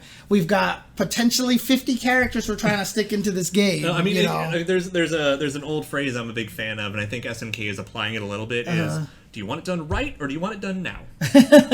Right, yeah. And, you know, it was funny, too, because me and one of my coworkers at my last job, we had one manager who we worked really well with. We really liked this manager. And the main reason is because all of us working on our project were perfectionists. And we always wanted to make everything right. And he would always be like, all right, guys, look, I get it, but we need to get something out to the people. You at least get us to MVP. Right, yeah, exactly. So... perfect is the enemy of done is a great way to succinctly say it, Rocket Punch. That is beautiful. That is beautiful. Perfect is the enemy of done. Yep. Yeah. So that's just the thing, right? And yeah, KOF has always been that way. They've always been reusing models all over the place and everything like that. Or reusing assets. But the thing is that, like, there's also been an element of, like, you go back to, like, the late 90s, those sprite assets were fucking perfect. Like, you know, 97, 98, 99, like, the sprite work in that era was just fucking phenomenal. Yeah, I mean, I'll be kind of iffy on that one, only just because 13 exists, right? And obviously 13, I feel like... Yeah, but that's also, like, a 15-year difference in hardware. Right, yeah. But, I mean, for the time, it was good. For the time, it was really good, so... I mean, but it's just like... It's also... I gotta say, let's put it this way. For the resolution, right? It was fucking immaculate. And it's the best way to state it is that yes, even by the time the 15th year of using Morrigan's sprite again, that sprite started looking kind of old. Whereas when the sprite came out, that sprite was one of the most beautiful sprites ever. Not only that too, but you know, Richmond Lee. One of the guys I talk about all the time, and I follow him on Twitter. He's Art Eater. He's an art eater on there, and he's the one who did the animation principles of Darkstalkers. He's the one who did the article on why KOF 13's art is so good. But he's also another one of those people who's very much into preserving CRT pixel graphics. Oh my god, yeah. Because when you look at some of the graphics, when they're no longer with scan lines and stuff like that, they look freaking awful. and they look great Or they look awkward. Right, they look great on scan lines, and Darkstalkers is actually one of them. That makes sense. Like, he actually pointed out, like, some stuff about the way, like, Talbane looks, that there's actually, like, weird holes, like, missing pixels in parts of it, but when the scan lines come into play, it looks so much more beautiful. He has a great thread on where a bunch of people put examples, like, there's these old NES games that you look at the sprite, and it just looks awful. Then you look at it on the CRT, and it looks like the most, like, Simon, like, even Simon from Simon's Quest. He looked kind of poop.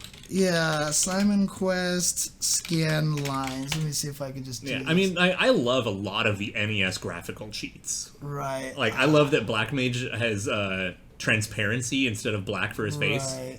I'm just trying to see if I can find those images. I mean, I probably have the best chance of finding it if I just go to Richmond's Twitter. I mean, we can do that another time. Yeah.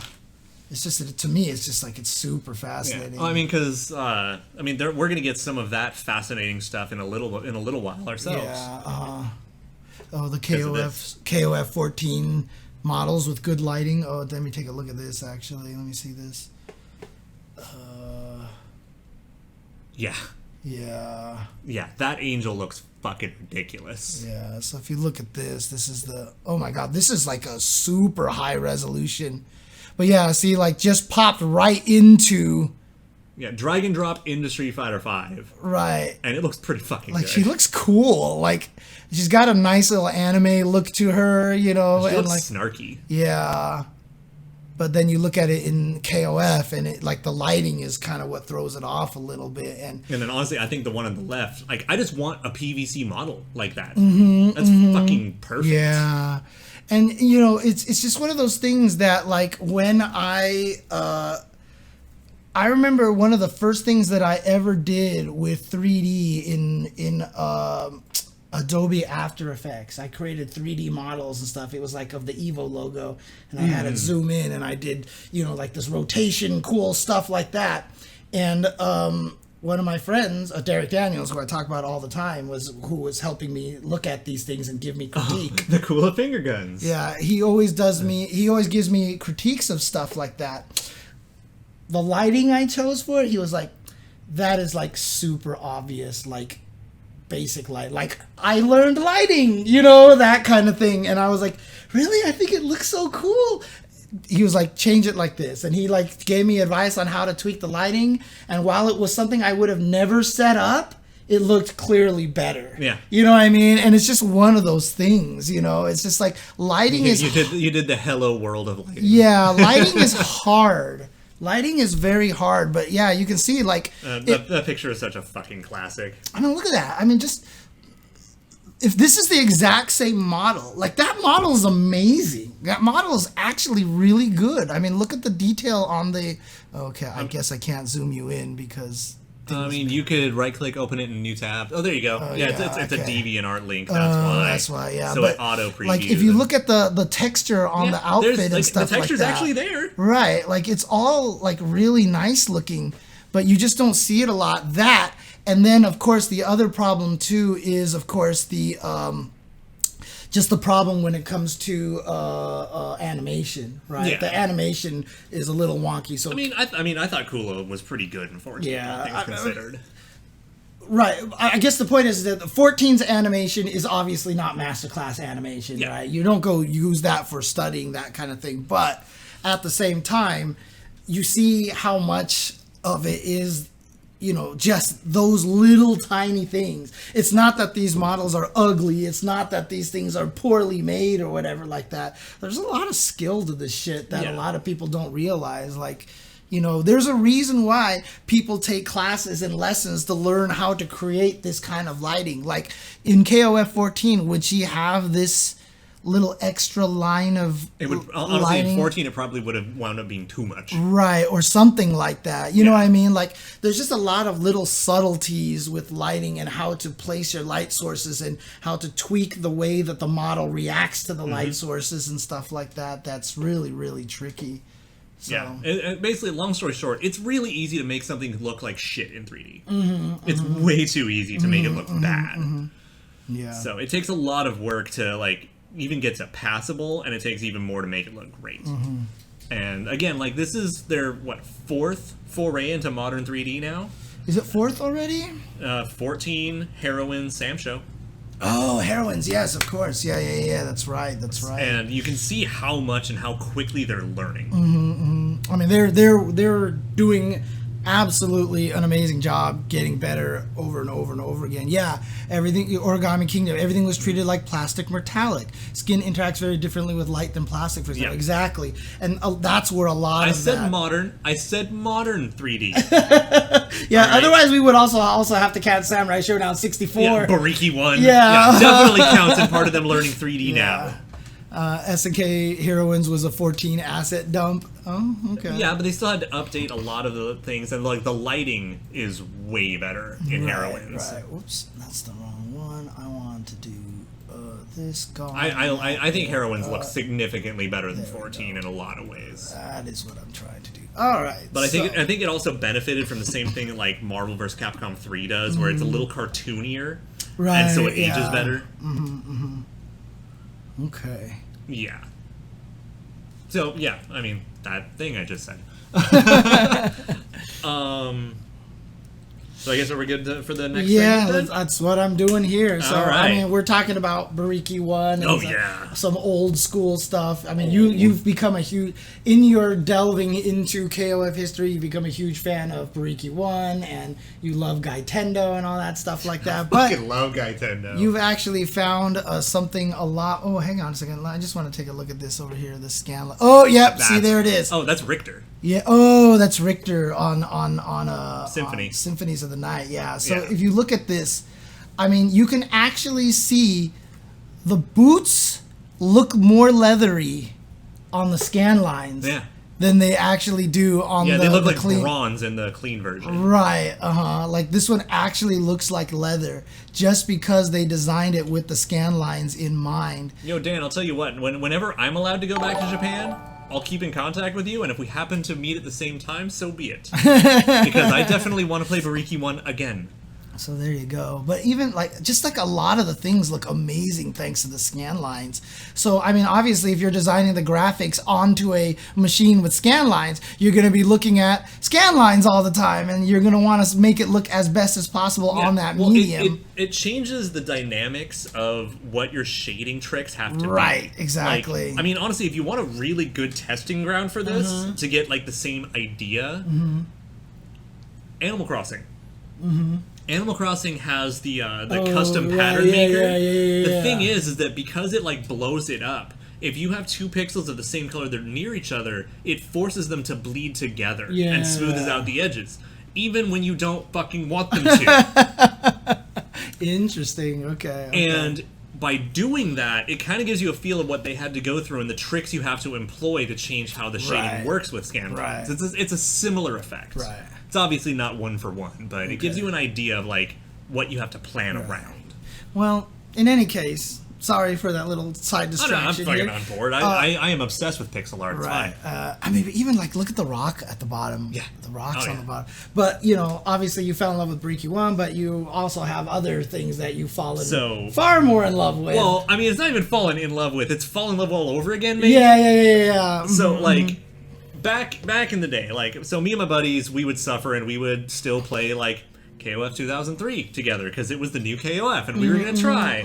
And I remember very fondly when KOF 11 came out. Right.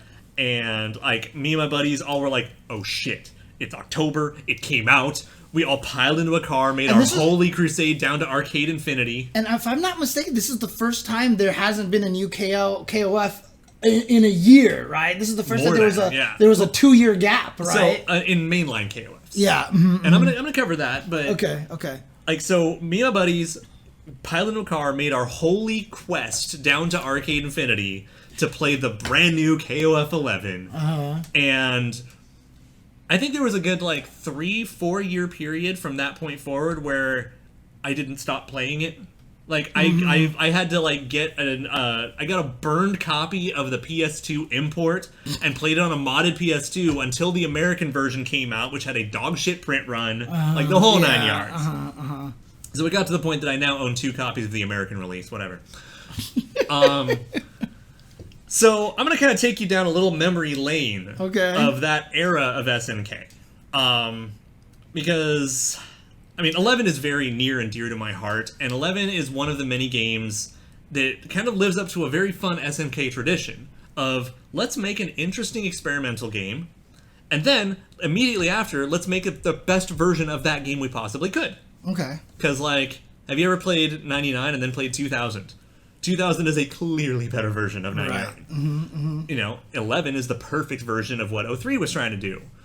13 is the good version of 12, which also gives me a lot of hopes for 15 because 14 is already pretty good. And if we get, like, the perfect version of that, then fucking awesome. I do not need to be that zoomed in. Good lord. I just want you know, it's you're the focus here. I'm just a guy talking. Nobody needs to see just me. They can see you and react. All right. So, as you may know, back in 2001, SNK went bankrupt. Mm-hmm. That was a bad time for everyone.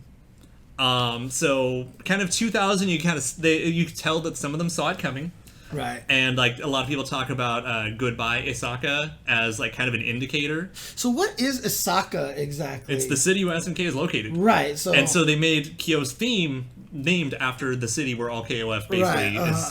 Oh, okay. See, it was SNK saying Goodbye Osaka on something, right? Yeah. So Kyo's theme in 2000 is Goodbye Osaka. Oh, interesting. Okay. Well, I mean, it's still like it's like a suburb of Osaka. Anyways, so they made that song, and it's like it's kind of like watching Nirvana's Unplugged, where it's like only in hindsight you're just like, oh, he knew what was gonna happen, didn't you? Yeah. So people at SNK apparently saw the bankruptcy coming. And so you get some of the head honchos, including the original founder, who I cannot remember his name perfectly, so I'm going to look it up real quick because I have it highlighted for myself. Okay. Because I'm a little bit smarter than that. Unless someone's going to get me in the chat first anyway. 99 hinted it with tears. Yeah, tears a little bit as well, yes. Right. Eikichi Kawasaki. Okay. Who was a major founder, if not the founder, of SNK. Was like, nope, I'm out. And went and founded Playmore. Okay.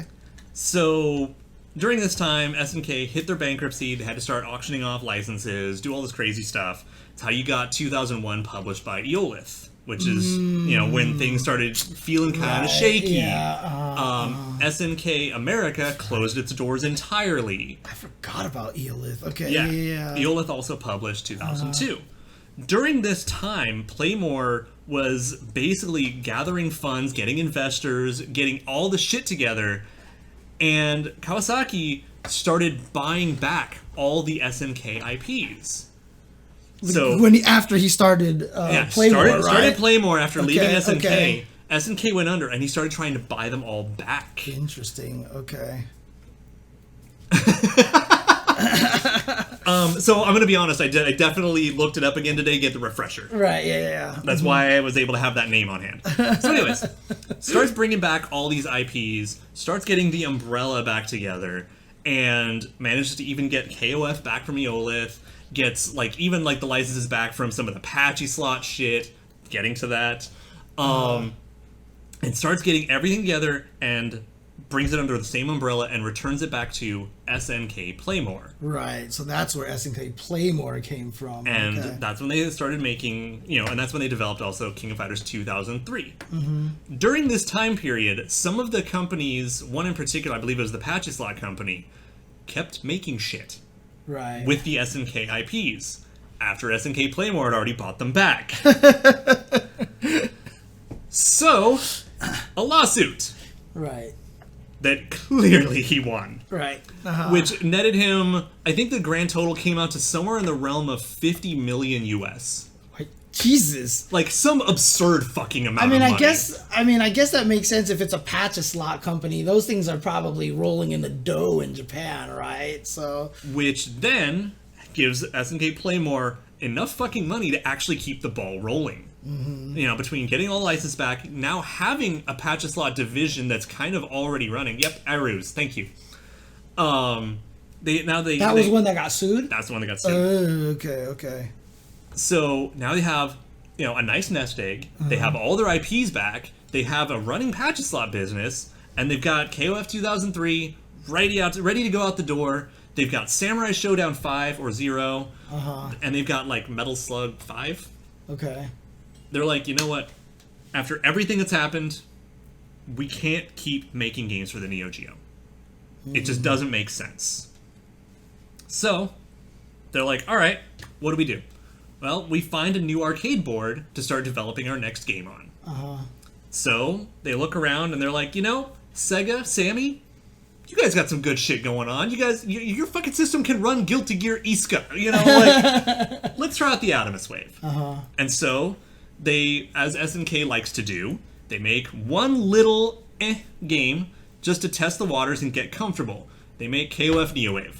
Okay, so this is where NeoWave comes in. This is where NeoWave comes in. Okay. NeoWave came out in 2004, and it's yet another O2 release. It's KOF O2, a couple of characters are rotated out, and it's got like 3 super systems. It's not the most enjoyable game. Okay. Interesting side note, the home ports of NeoWave also resulted in licensing issues. The Xbox version of NeoWave does not have Angel and Mei Li because Eola still had the rights to them. Fine. But the PlayStation one, it was fine. Well, it's law, dude. The law. That's just what it was. So yeah, NeoWave it's a janky O2 with a heat mode install, and you can pick if you want to have Just Defend and Guard Crush. And yes, Young Geese is the final boss, so fuck you. Right. The Atomiswave also had what is basically kind of like an early form of what we know now for like the Nessica cards. You had a card system, it kept your save data, it let you upload all your information to a network, all this crap. I've actually ordered some of the NeoWave AWNet cards. They haven't arrived yet. I really wanted to show them on screen. But NeoWave actually had a set, and you could basically put your team on it. And it was just the coolest fucking thing. Okay. They even had a limited edition one of Young Geese that has like in gold signature Geese's name, and it's fucking lit. So I definitely bought that too. It just also hasn't arrived. Of course. Yeah, I really wanted to show some of this shit because it's really cool. But anyway, so they got their feet wet. They made NeoWave, and it's like, all right, cool. What do we do next? Well, we know what we want. We know we've got a tag engine going. What do we do? Well, let's develop 2 games. Let's make the next KOF, but then let's make a new game that's like KOF if we'd never made KOF. So we got Neo Geo Battle Coliseum, right, and then we got KOF 11. Yes, this is so funny because this was the period of time where I wasn't as well, like I wasn't going to arcades a lot anymore and all this stuff. I never understood what the hell Battle Coliseum was, where it came from, and nobody ever really talked about it. You know what I mean? And so having the context of it, it actually kind of makes me understand more. So, yeah. And so, like, the thing is, like, especially, I mean, the Dark Ages, the fighting game Dark Ages. If you weren't a Capcom Fighting Evolution. Yeah, that was basically the lowest point of like fighting games in recent memory, Yeah, so. And the problem is that because like the lifeblood of the FGC typically relies on Capcom's success. Yeah, It basically came down to, well, you were playing Fighting Jam or you were completely fine with not playing fighting games. Yeah. If you were a Capcom fan, the Dark Ages are the Dark Ages. Right. If you were any other company's fan, you just went around into a little dark alley and then you were fine. Right, exactly. I mean, that one's subjective. It's for what it is, it's actually surprisingly not jank. Right. Well, it's one of those jank, but that's its charm jank kind of maybe. I mean, right? not even that. It's more like jank by choice. Right. Like the system mechanics, you're either gonna like them or you don't. Right. Like that's more what it is. Fighting Jam is mad jank. Yeah. We don't talk. There's a reason why my combo video for that game was done with Katamari Damacy music in the background. Let's just put it that way. So. Yeah, I mean, like, the thing is, like, I don't even hate Fighting Jam, to be honest. I really don't. I accept it for what it is, but it's also, like, I could just go play Mugen where I'm going to have more fun. Right, exactly, yeah. But it's the only way I get to see Red Earth characters as an American, so you know what? So, shortly thereafter, we get to about, okay, so NeoWave came out in 05, or 04, 11 and Battle Coliseum came out in 05, 06, SNK's like, we probably gonna have to move forward again. And so they start making plans, and they start, moving off the Atomiswave, and then they lean into the Taito X2. Okay. And they're like, well, we've got new hardware, we've got new things to do, let's get our feet wet. And they make KOF 12, and they're like, oh fuck. So then they make 13, and everyone's happy. Right. And they have this habit of, make a game, get our feet wet, and then make the new thing that's the better version. Right. So like I said, I'm really excited for 15. Yeah. But I've never really left 11. 11 is like one of my favorite games of all time, period. Like when we first met, you were like, well, what other fighting games do you really like? I'm like, KOF 11, and you're like, right. Like, who? What the fuck is this? Right. Okay, fine. And so, like, I played 11 obsessively, and then it just kind of became harder and harder to have a working PS2 and a working PS2 stick. Right. And so I kind of left, 11 by the wayside.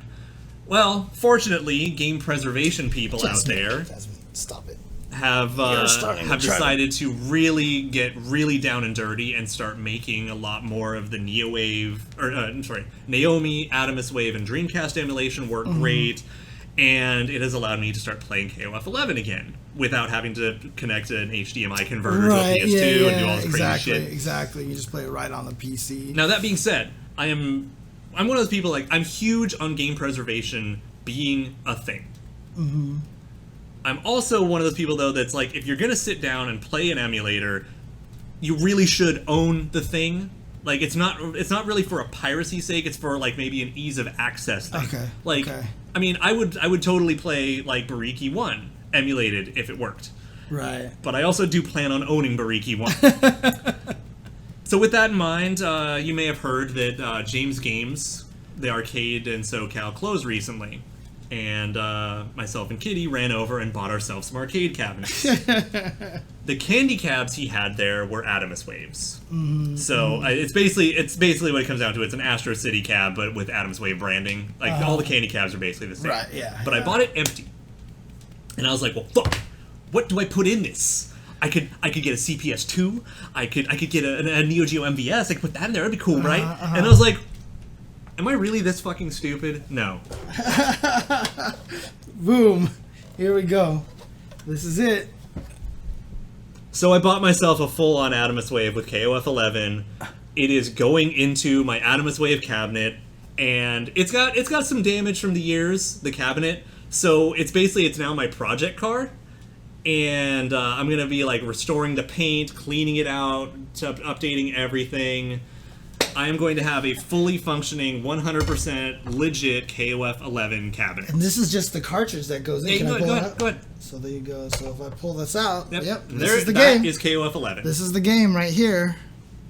The obvious choice. So, okay, so the cabinet itself, it was ballpark $1,000. Right. But candy cabs are a little on that. The Atomiswave, complete with the game and full set of marquees, was ballpark $300. This is the expansion. That's the network card expansion. Right. So, you got to be careful with some of that. Yeah. Sorry. I've had to put a little bit of repairs into the monitor already, and I'm probably gonna have to put more repairs into replacing the tube in the next few months once I get it all up and running. I'm going to replace the control panel, replace all the buttons. I've got to clean everything out. I have to repin the JAMA harness, but I'm going to have me a full-blown 11 machine. Right. And this is one of the things I've been like saving up talking about, because what I'm going to do is I'm going to do eventually, once I get everything I need and really get the ball rolling, I'm going to like take all the photos and do the like play-by-play of the full restoration. I'm actually, for anyone who's actually like in arcade stuff, the candy cab actually came with the Egret 2 control panel, and I actually want to replace it with the original like green and orange Atomiswave control panel. Yeah. Actually, it's not. It's not heavy at all. Yeah. The interesting thing, though, is that, obviously one of the things that makes these things a little bit harder to emulate is that the actual hardware is very rare now, right? So Atomiswave isn't as bad. Okay. It's just the thing about a lot of emulation and preservation is you have to have the combination of desire and skill set. Right, yeah, exactly. And like, how many people are out there that really wanted to get the Atomiswave running? Right. There's a handful of guys, which is why we started seeing some of those like Atomiswave to Dreamcast ports. Right. I mean, because the thing is, obviously the emulation world right now is really leaning heavily into Myst and the FPGAs and when stuff possible. like that. Yeah, but that's just the thing is, you have to find someone who can do that, who also has access to a board and the motivation to actually want to do it. Yeah. Right. And again, like, we still don't even have Hyper 64 properly emulated. Right. And because how are you going to find the parts for it? Someone who knows how and gives a fuck about having, I mean, can't you find them under like a tree buried in the backyard or something? That's how you find the games. Oh, okay, yeah, fair enough. Not necessarily how you find the motherboard. But yeah, so like I really want to see more of these games get into preservation and able to be supported. With that in mind, also, so I'm sure that a lot of people are aware of this, but I'm talking about it to talk about it. The Atomiswave, the Naomi, and the Dreamcast are all like, they're not even cousins; they're straight up like siblings. They are very, very similar. Right.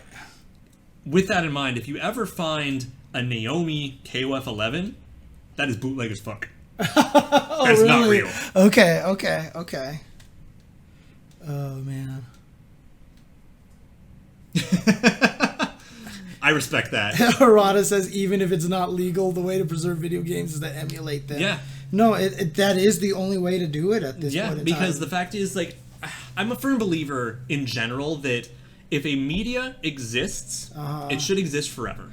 Right, and the thing about it is the reason why emulation is so important, it's the reason why film and music can be preserved so much easier now is because they can become digital. And it's really important. It was why I was really happy with what Digital Eclipse was trying to do with the 30th anniversary collection, what they were trying to do with the Mega Man collection, because they were trying to find a way to make it so that it was easier to port these collections from different hardware to hardware. So instead of actually tweaking the game into working on the Xbox 360 or tweaking the game to work on this, they built an engine that those things plugged into, and then all you had to do was tweak the engine to play on each console. And so for preservation purposes, every time you wanted to emulate them, that was the best way. You would do it like that. So that's the other thing. Physical media has a lifespan. Yeah. Yeah. I mean, the fact that some things literally can't be played anymore just because they just don't work. Right. I mean, it's tricky because like I always joke about this. I joked about this a long time ago with someone, like when you see those like Walking Dead kind of shows and stuff like that, they're always playing records because you know what, you will be able to do that. That's gonna outlive a lot of the other shit, right? Yeah, no, and I mean, like, just think about the fact that a lot of the argument for the preservation tends to come down to you can't always trust the companies to preserve it, and then sometimes not even intentionally or unintentionally. Right. Look at Silent Hill 2, like the huge fiasco surrounding that, and then followed by, of course, PT. Well, so what a lot of people don't realize, I mean, part of the story of this is that Japan was not thinking about preservation when they did it. So they would make these games, and after the game was shipped, they would just delete they would just get rid of the environment. They didn't have room to just store it wherever, and so all of Silent Hill 2's textures and voice and dialogue got lost, is what happened. Which is also why it's important that this is very relevant. House of the Dead 1 getting that new HD remake, whatever. That's a full remake because I'm pretty sure those source files are fucking gone too. What is this about? House of the Dead 1 remake just got announced. I didn't even hear about this. Oh crap! Okay, I didn't even know about this. They're just remaking it. But see, now the question is, are they going to try to emulate the voice acting? Or it's improved, but it's still cheesy. Okay. Because I still welcome friends. I mean, here's the thing: is it doesn't look too great, but the original isn't that great either. And I mean, I literally just played the original the other day because the arcade that closed had a House of the Dead 1 cabinet. Nice. Okay. Yeah, and that's the thing. So that's why when you play Silent Hill 2, the HD version that was just released recently, the reason why there's a lot of textures missing and they had to redo all the voice lines. So one of my friends and I, who love Silent Hill 2, he was super mad they redid all the voice lines because the voice lines were so iconic in Silent Hill 2, but it wasn't that they just were like, let's try to do it again and replace it. It was literally that they just didn't have the original audio for it, so... But yeah, no, so, I mean... So, that's the thing. Gaming is a weird space because, you know, the ability... That's just the thing, is if you ever wanted to, like, be able to play old records again, you can create a record player again. Yeah. You know what I mean? But in order to play, like, some of these old video games... No, they cannot. That's not how source code works. Yeah, and the other thing, too, is, like, if you want to play, like, a game like this, there's so much to it. It's the hardware, it's the software, it's not like an actual physical thing that you can rebuild to play this, which is why, for video games, digital preservation is very important. I will still buy physical media because I just like having the physical media, and I hate the fact that they can take digital media away from me. PC. But I totally am behind the preservation of stuff, of video games through digital emulation. I think it's the right way to do it. So, yeah. Yeah, like there's so much that goes into it. Yeah.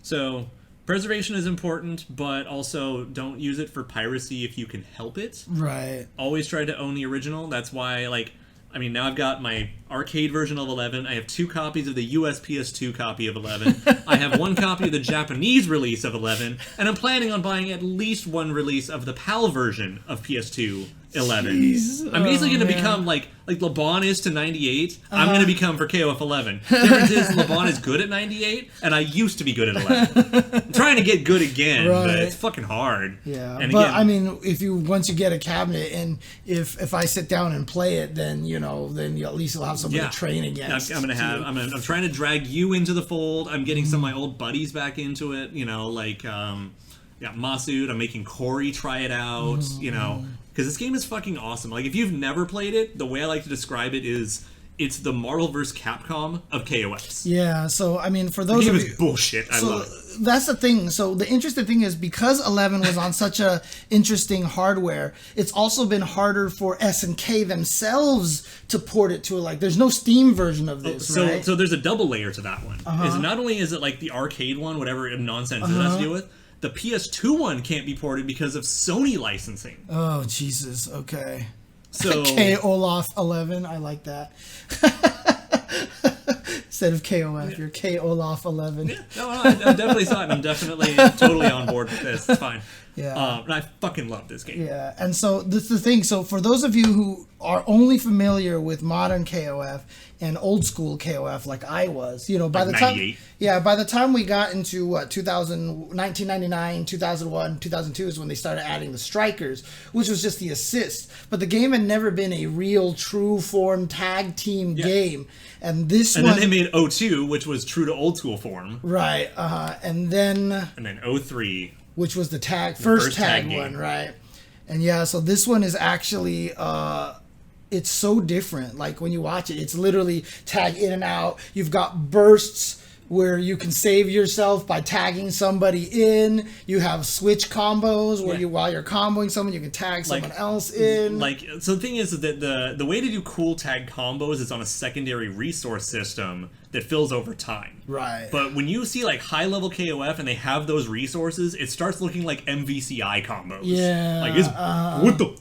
Yeah, and like if you kill one of the characters, the next character just jumps right in. Just like Marvel, there's incoming mix-ups and all this other crazy stuff. So it's a very different kind of KOF game, and there's a reason why I think this one stands out in particular for you because it is such a different game. It's a very different experience, but it has a bunch of characters that aren't in any other game or weren't for a long time. Right. Like, this is where Oswald came from, and he didn't come back until late DLC for 14. Right.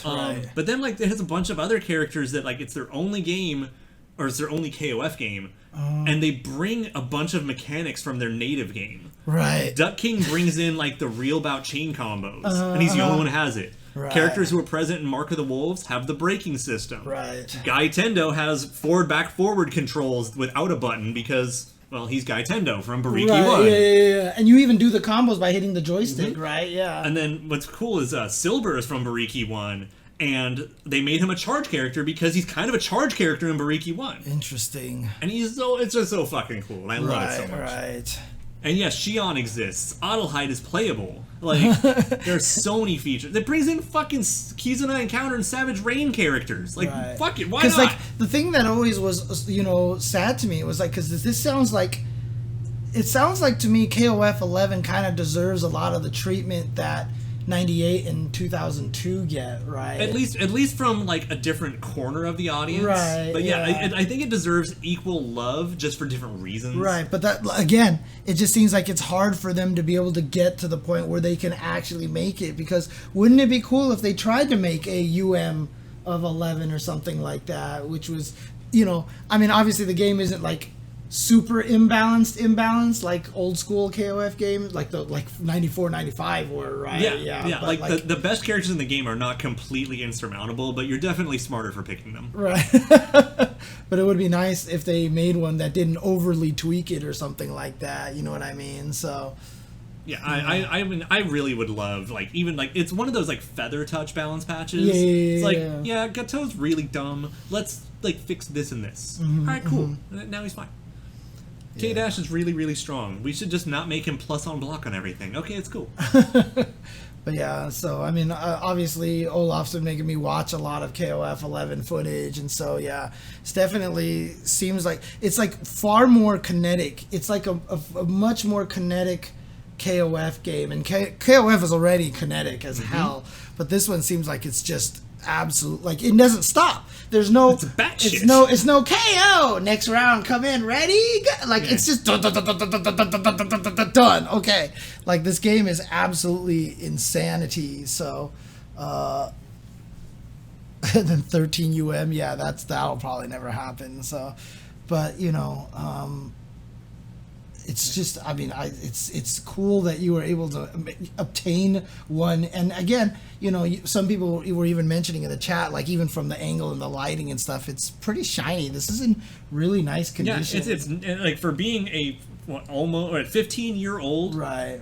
Arcade board, it's in pretty good shape. Right. And, like, I got the full marquee set with it, but only became slightly damaged in shipping. Right. Not even because of the original owner. Right. And then I said, fuck it, went and bought another full marquee set so that I could have the instruction booklet. Right. I mean, so we would like to play this on stream. I'm just not sure how to do that, right? Well, we would have to run the emulated one, and I just keep this on camera, but, like, no, I really own it, Yeah, okay, fair enough, Or we'd have to go out of our way to get the JAMA to DVI converter out, and it becomes, like, a whole fucking mess that I'm not prepared to learn yet. Exactly. But, I mean, the whole plan is you're going to stick this in the cabinet, and to be fair, we haven't plugged this in yet, or you haven't plugged this in yet, so you're not sure. Yeah, but I'm trusting the seller's photos. I definitely ran through it. Right. The whole thing right now, though, is that you're just trying to get to the point where you can clean out the cabinet, like you said, swap out the panel, do all this stuff, and really give it that home-loving touch to it, and then lovingly put the thing in there, and then never move it again. Kula is one of the best characters in the game. It has nothing to do with her, like, supers inherently. She's just a ludicrously good character in general. So playing the PS2 version is something we have been considering, but do we have two good working PS2 sticks or two Brook adapters? Because I certainly don't. I'd look, but I think it's just easier if we just did the emulator anyway. The only reason to really run the home version is training mode. Right. That's really The thing is, all of the home exclusive characters are banned, and most of them are broken. Like the home exclusive characters, like 2 or 3 of them are the only things that actually make Kula and Gato look fair. Like, they're dumb. Wow. They're Which dumb. characters are they? Geese, EXKyo, and Hotaru is pretty high up there. Oh, really? Okay. But okay. EXKyo is fucking dumb. And Geese is fucking dumb. Okay, so Geese is not even a normal character in the game. Oh, no. Okay, no, it's okay. Battle Coliseum. Like 5 Battle Coliseum characters were ported into the game. Okay. And they're fucking dumb. Gotcha. But they're super banned. Yeah. Oswald is top tier. Oswald used to be top tier. He's now just top 5. Okay. He is the 5th best character in the game, basically. Okay. So right now the tier list is Gato, Gato, Kula, K-Dash, and Ryo, then Oswald, then the rest of the tier list starts. Right, but even we were talking about how like Kasumi is not a great character in the game. And you can still make her look good as fuck. But the video we were watching, there was this Kasumi player who was just making her look broken. Yeah, so. regular 11 Kyo has Rekkas and Fireballs, and he's fucking rad. But EX Kyo, the home exclusive one, loses Fireballs, but gets like the new air detonation Rekkas and all sorts of stupid shit. Okay, because he's gotcha. Battle Coliseum Kyo. Oh, I see. And of course, you can just play both Kyos, because fuck you, that's why. And then you start Kyo, getting Kyo. yet another game like 99 of Oops All Kyos. Right. It's a different way to create Kyo clones. Yeah. Oh, man. Yeah, the K-Dash team in general is just super monstrous. Yeah. It's interesting, though, because, like, I mean, for me, because, you know, my history with KOF is not, you know, I've barely played, right? Like 13 might have been the only one that I actually ever sat down to try to play. Like, it's going to be interesting for me to see what characters I try to go with in this game, you know, find out which ones. For me, a lot of it comes down to I have to kind of like the character. Yeah, of course. So I already have, like, for example, I have ties to Benimaru thanks to CVS 2 and CVS 1. You should even try Yuri, actually. Yeah. Yuri's fun in 11. Yuri, I might try her. Kenso is a character that I'm always like. He's my.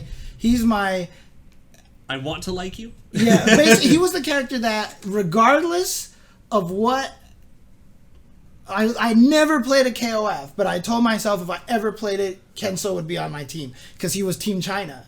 He was Team China. A lot of people don't realize, like, Yuri has always been the better Sakura, and I don't even like Yuri.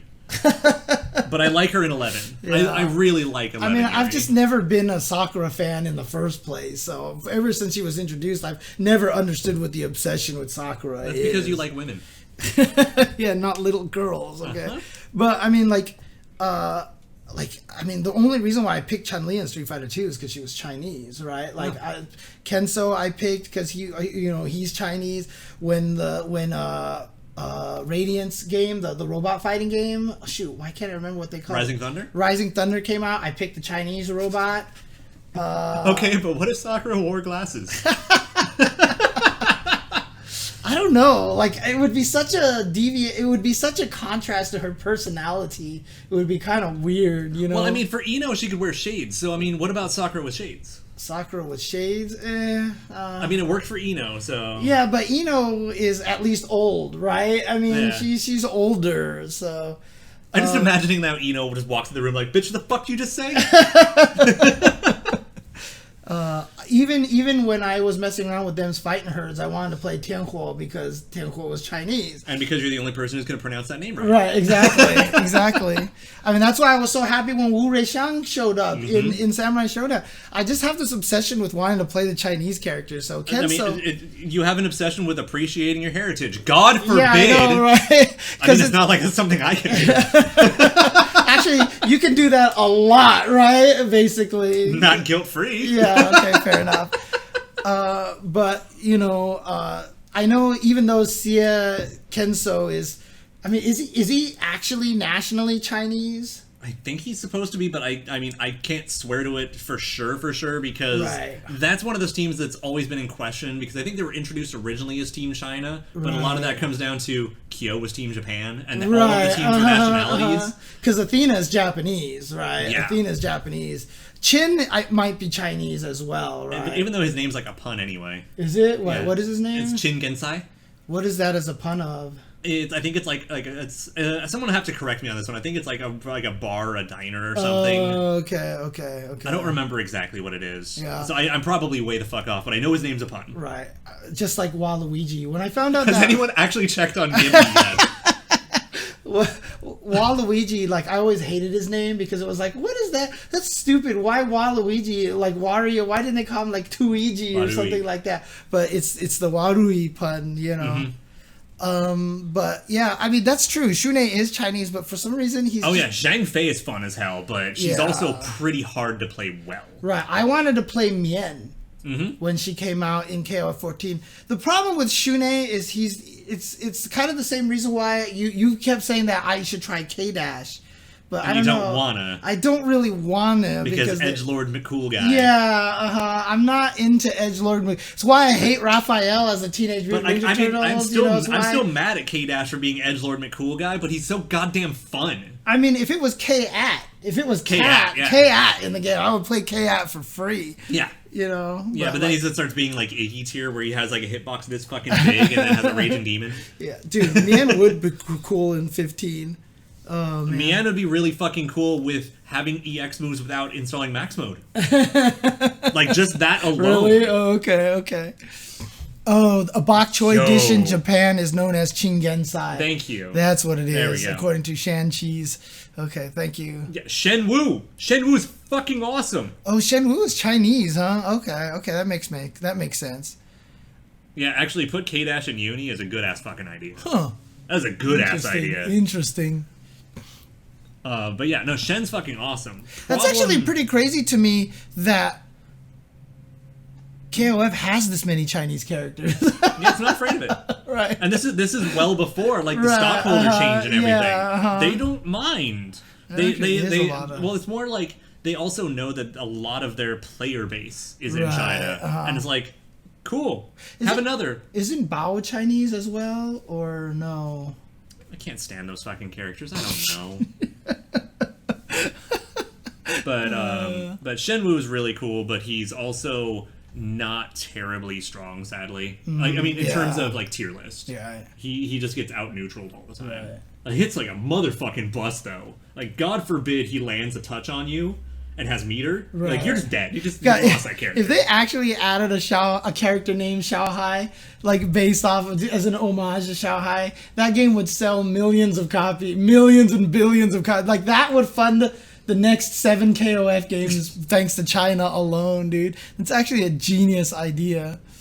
Despite the fact that he is from China, his name is rendered commonly in Japanese, as he in fact should be named Chui Trensong. Oh, interesting. Okay. Oh yeah, 13 Shen, 10 hit kill, of course. I see. CHUI is not an actual combination. That'd be Chue, and I don't know if that is, so that might be something remember, else. you've noted that he's like SIE, and you were trying to look at how that Yeah, SIE is probably more supposed to be XIE, Xie, like Xie.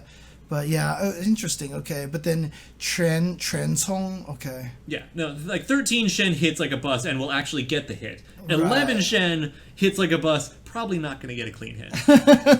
Like, unless you tag into him, in which case you could have just played someone else. Right, yeah. No, I've definitely seen combos of Shen's 7-hit kills. Yeah, so. Shen gives no fucks.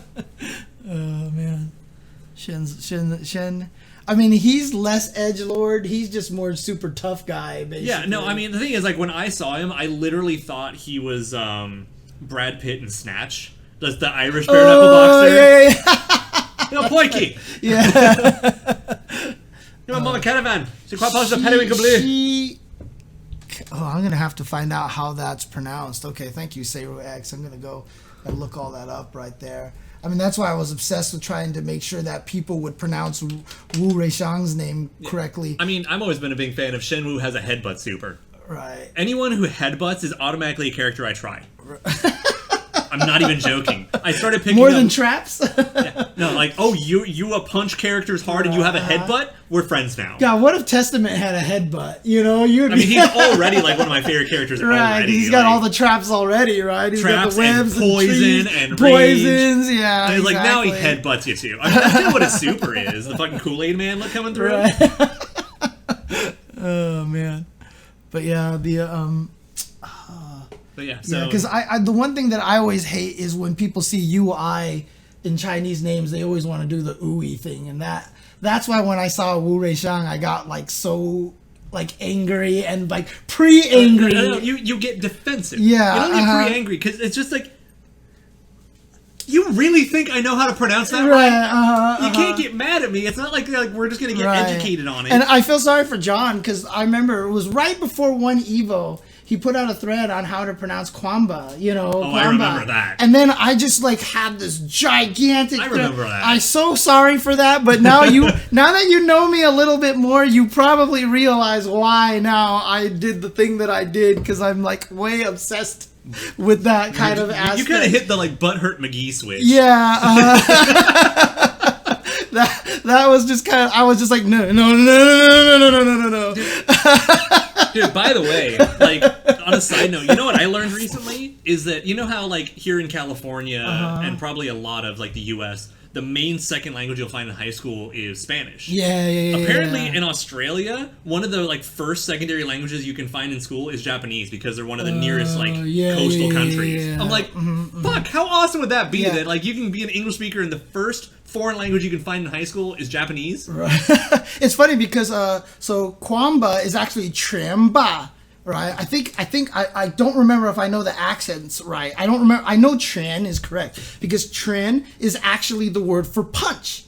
So when you actually say dragon punch, the Shoryuken, Ken's name, Ken is Japanese for Tren. It's the same word. So that's actually what the pun is actually. The word is actually supposed to be. It's punch. It's punch. So that's what the Tren means. And I think the Ba means king or something like that. So it's it's basically the king of punches. The Iron Fist. Yeah, it's the king of punches, basically. Just Tekken, so, got it. Yeah. Actually, you know what? Tekken, I don't know if that's actually right or not. Is the Ken and Tekken the same thing as the Shoryuken? I believe so. So that's Iron Fist? Yeah, So Tremba... King of these hands!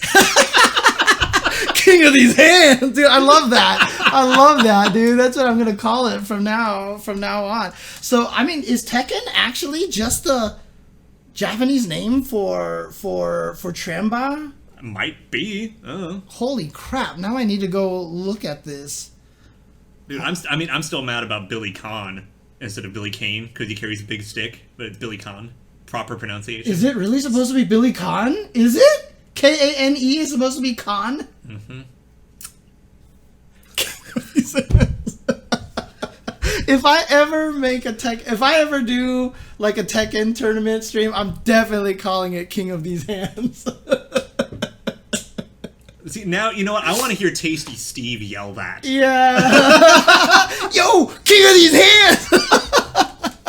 Oh, my God. Now I just got to look this up in Japanese. Iron Fist, right there. Right. So Iron Fist. So what I'm going to do... you're just going to, copy it into Google Translate and then have it translate as Chinese? Yeah, and have it translate as Chinese. Let's see, because if I paste this in here, so that says Iron Fist.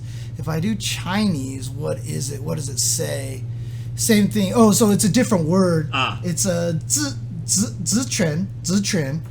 But yeah, Tren is the same word, so that's the same word. It's the same fist. Yeah, it's the same fist, and it's the same thing. So again, Shoryuken, Ryu is the dragon, and Ken is... And at first, a long time ago, I actually thought that's what Sheng Long was. I thought it was Tren Long, which means punch, dragon punch, right? But actually, Sheng is Sung, which means to rise. So he's saying you need to beat the rising fist. The rising dragon. Sung Long is Rising Dragon. Yeah. I don't know why. Rising Dragon. It's just whoever was doing the localization saw. Yeah, but Shoryu. They didn't even have Google Translate back then. Right. He saw Shoryu. Maybe talked to one of his Chinese friends. Was like, "Can you read this?" And he's like, "Yeah, that's Sung Long." And he's like, "Oh, okay." And so they just wrote Sheng Long in there. Honestly, instead of given Shoryu. early '90s Americans, I would not be surprised. Like, you're Asian, you could read this. Yeah, exactly. And he probably didn't realize he was Chinese. And he's like, "That's Sung Long." Oh, okay, so all right, Sheng Long. You, fam. Yeah, but literally, that's what Shoryu is. Sheng Long is just Shoryu in Chinese. Is all it is. Yeah. I think that's Genti, right? That's simplified. Yeah, that's basically what it is. So when you see Sheng Long, that got everyone confused, but all it was just, Yeah, that's why you got the practical joke of, secret character, yeah, Sheng Long. and even like that's why Bruce Lee's called Li Xiaolong. So Xiao is the same Xiao as in Shanghai, which is small. So he was a small, tiny dragon. Little dragon. He was little dragon, and that's why Fei Long is Fei Long. Do me a favor. Because he's flying dragon. Just bring up KOF Xiaolong. KOF Xiaolong? Oh, Xiaolong. Oh, interesting. Who is the this? one Max Impact character I want to come back? I didn't even know there was a Xiaolong. They made a Xiaolong, huh? Interesting. How come she looks so different in like all these different? Because those are like that's alternate colors, and that's the concept art, and then that's alternate costumes. Oh, okay. Max Impact had some wacky fucking alternate costumes. Oh, got it. Okay. Also, if you go to the black and white one on the right there, Falcon did a picture of her much later, like over a decade later, and he's like, you know what, I haven't drawn her in a while, and I'm like, God, this picture's so fucking cool. That is a really nice picture. Yeah, it's just a really good. I always loved how Falcon handles the Hizoku, the Flying Brigands. Okay. It's the same assassination clan as Duolon and Lin. Got you. Who's Soji? Soji Kusanagi? Well, why are they having me look up Soji Kusanagi? Who is that? Do you know? Not offhand, no. Everyone wants to bring up characters from King of Fighters Kyo. Oh, this dude? Why do people want me to bring him up? He's just Okay. I don't know why people want to bring up King of Fighters Kyo all the time. Like, I literally own that game only because Mary is in it. I still haven't played it. All right, enough, Soji. Yeah, that's enough of that. But yeah, Xiaolon's fucking awesome. Yeah. And she was like super broken McTop tier. Okay. But yeah, again, we've strayed far off the path here. Says the guy who spent this whole like past 20 minutes talking about Street Fighter's Dragon Punch. No, that's what I mean. I'm including that as straying far off the path. Is talking about Tremba. I love how you still have that article and yeah, I do. Oh, you know, Kyo hasn't been here with us this whole time. Oh, that's right. Tragedy. I forgot to put Kyo back after the trailer. We were I mean, Shermie's ass swallowed him whole. Yeah. He disappeared with Shermie's phone. The thing is, so for me, real quick, I do want to point out that one of my favorite things she's one of the characters that basically like came back from the MCU blip, like she's been dead for fucking 20 some odd years, and then suddenly she's back. Right. Of course, the first thing she's gonna do is get a new phone. Yeah, I know, right? Exactly. I'm really concerned though about like I like joking about this being the MCU blip, but I'm really concerned that like there's possible ramifications of like a bunch of NPCs who were dead coming back, and one of them I might even try to talk about next week if I get to my thesis next week. Well, Tetsuya actually says that Ryu's name is actually different. It comes from the creator of the first Street Fighter, so he named the character after himself, essentially, basically. Interesting. Okay. Huh. It's odd. What the hell did Maureen say about the trailer? Yep. Okay, yeah. I knew it would not take long. But by the way, though, That's the fair. response is also immaculate. I know you won't get it, but trust me, it's an immaculate response. That one right there? That is immaculate. Okay. Like, it is a literal major character development point for him. Is tall girls with big asses. Immaculate. Oh, man. Yep. He likes big butts and he cannot lie. Both of those things are accurate. Now, he's a fantastic character.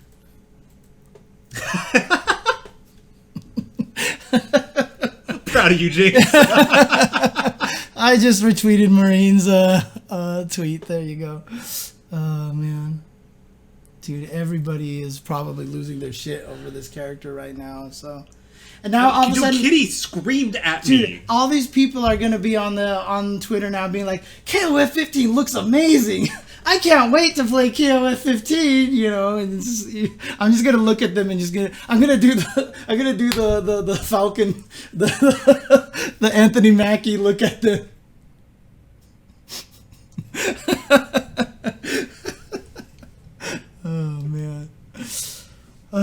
But was there anything else you wanted to say about your KOF 11 here? No, just gonna have some cool shit to show over the next few weeks or months, depending on how things go. Right. And John, you know who else you could bring back? Would be the slammingest of dunks. I feel like he would be a fortunate fellow. The sports team, let's do it! Come on, oh God, just would be a fortunate.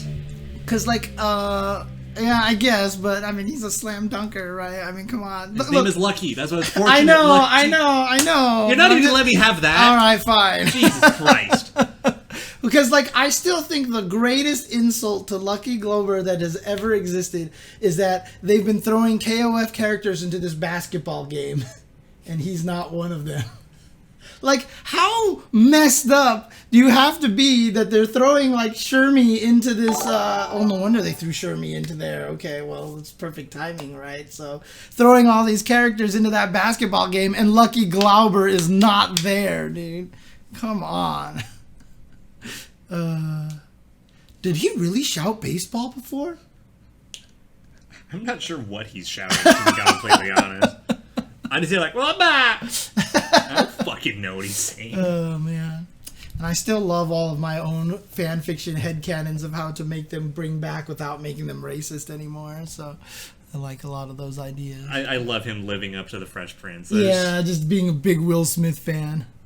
Despo. Oh, okay. That's what it is. Despo. Yeah, because if they just made him so that he's just a big Will Smith fanboy, hates all modern rap, and is all more into Dude, okay, I am on board because now I want him to have a Wild Wild West alternate costume. Oh, God. No, we don't need to reference that at all. Come on. But yeah, like I said, if you just made them all a New York team, made Heavy D clearly Dominican. Yeah. No, we're still all on board for this. Yeah, and then Brian, there's just so many things they could do. And it's like I said, the cool thing about it is they could take back a little bit of the racism and the stereotyping by kind of acknowledging it. Like I said, by making the background that Brian was kind of racist and he learned through his friends. So if you want to check the archives, you can see this whole speech. Sorry. Fine.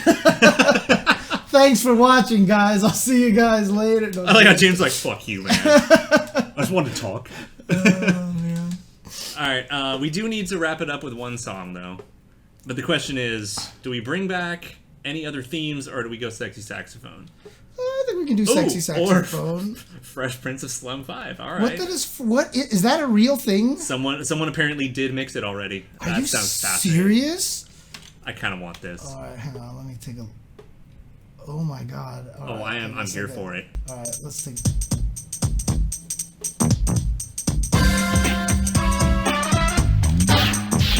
Now this is a story all about how my life got turned upside down, and I'd like to take a minute, just sit right there. I'll tell you how I became the prince of a town called Bel Air. I feel like it could have been done. Right. But I appreciate the yeah. Also, I love Uncle Phil as Brian. Yeah. Relaxing on pool and all shooting some meatball outside of school, and a couple of guys who were up to no good started making trouble in my neighborhood. I got in one little fight and my mom got scared. Yeah, I'm not sold. With your auntie and uncle in Bel Air.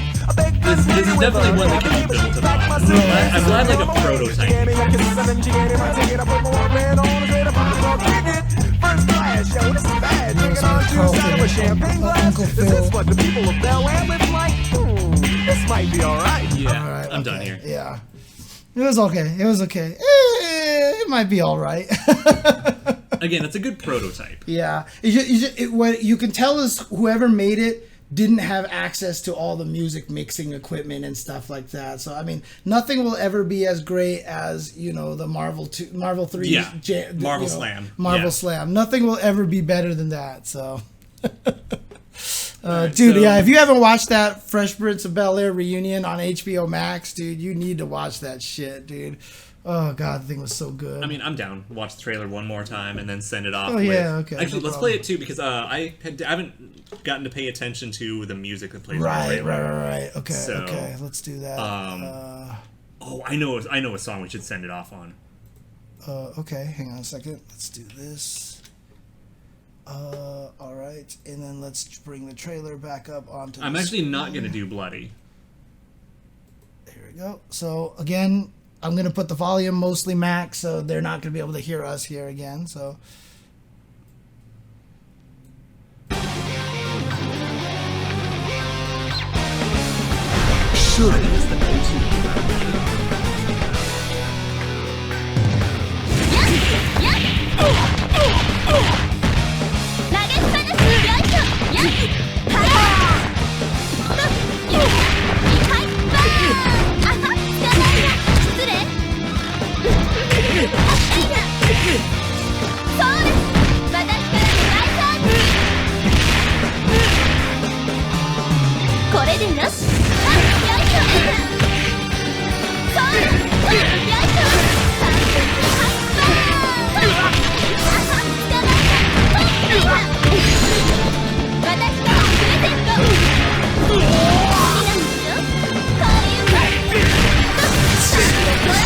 This combo's nuts. I hope all these combos stay in the game.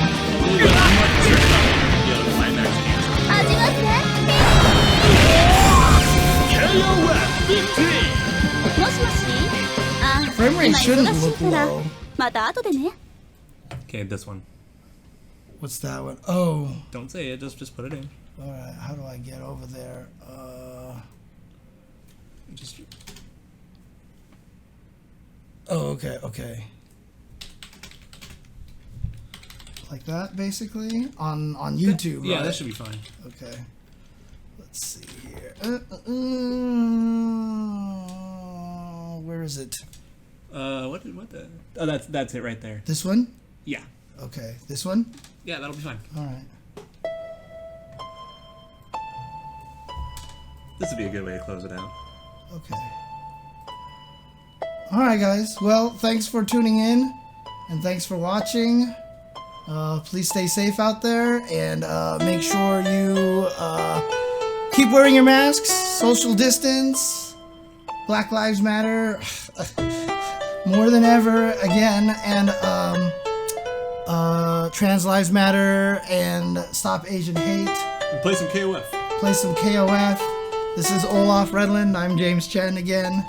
Thanks, guys, for hanging out here, and we'll see you next time. Peace. It's like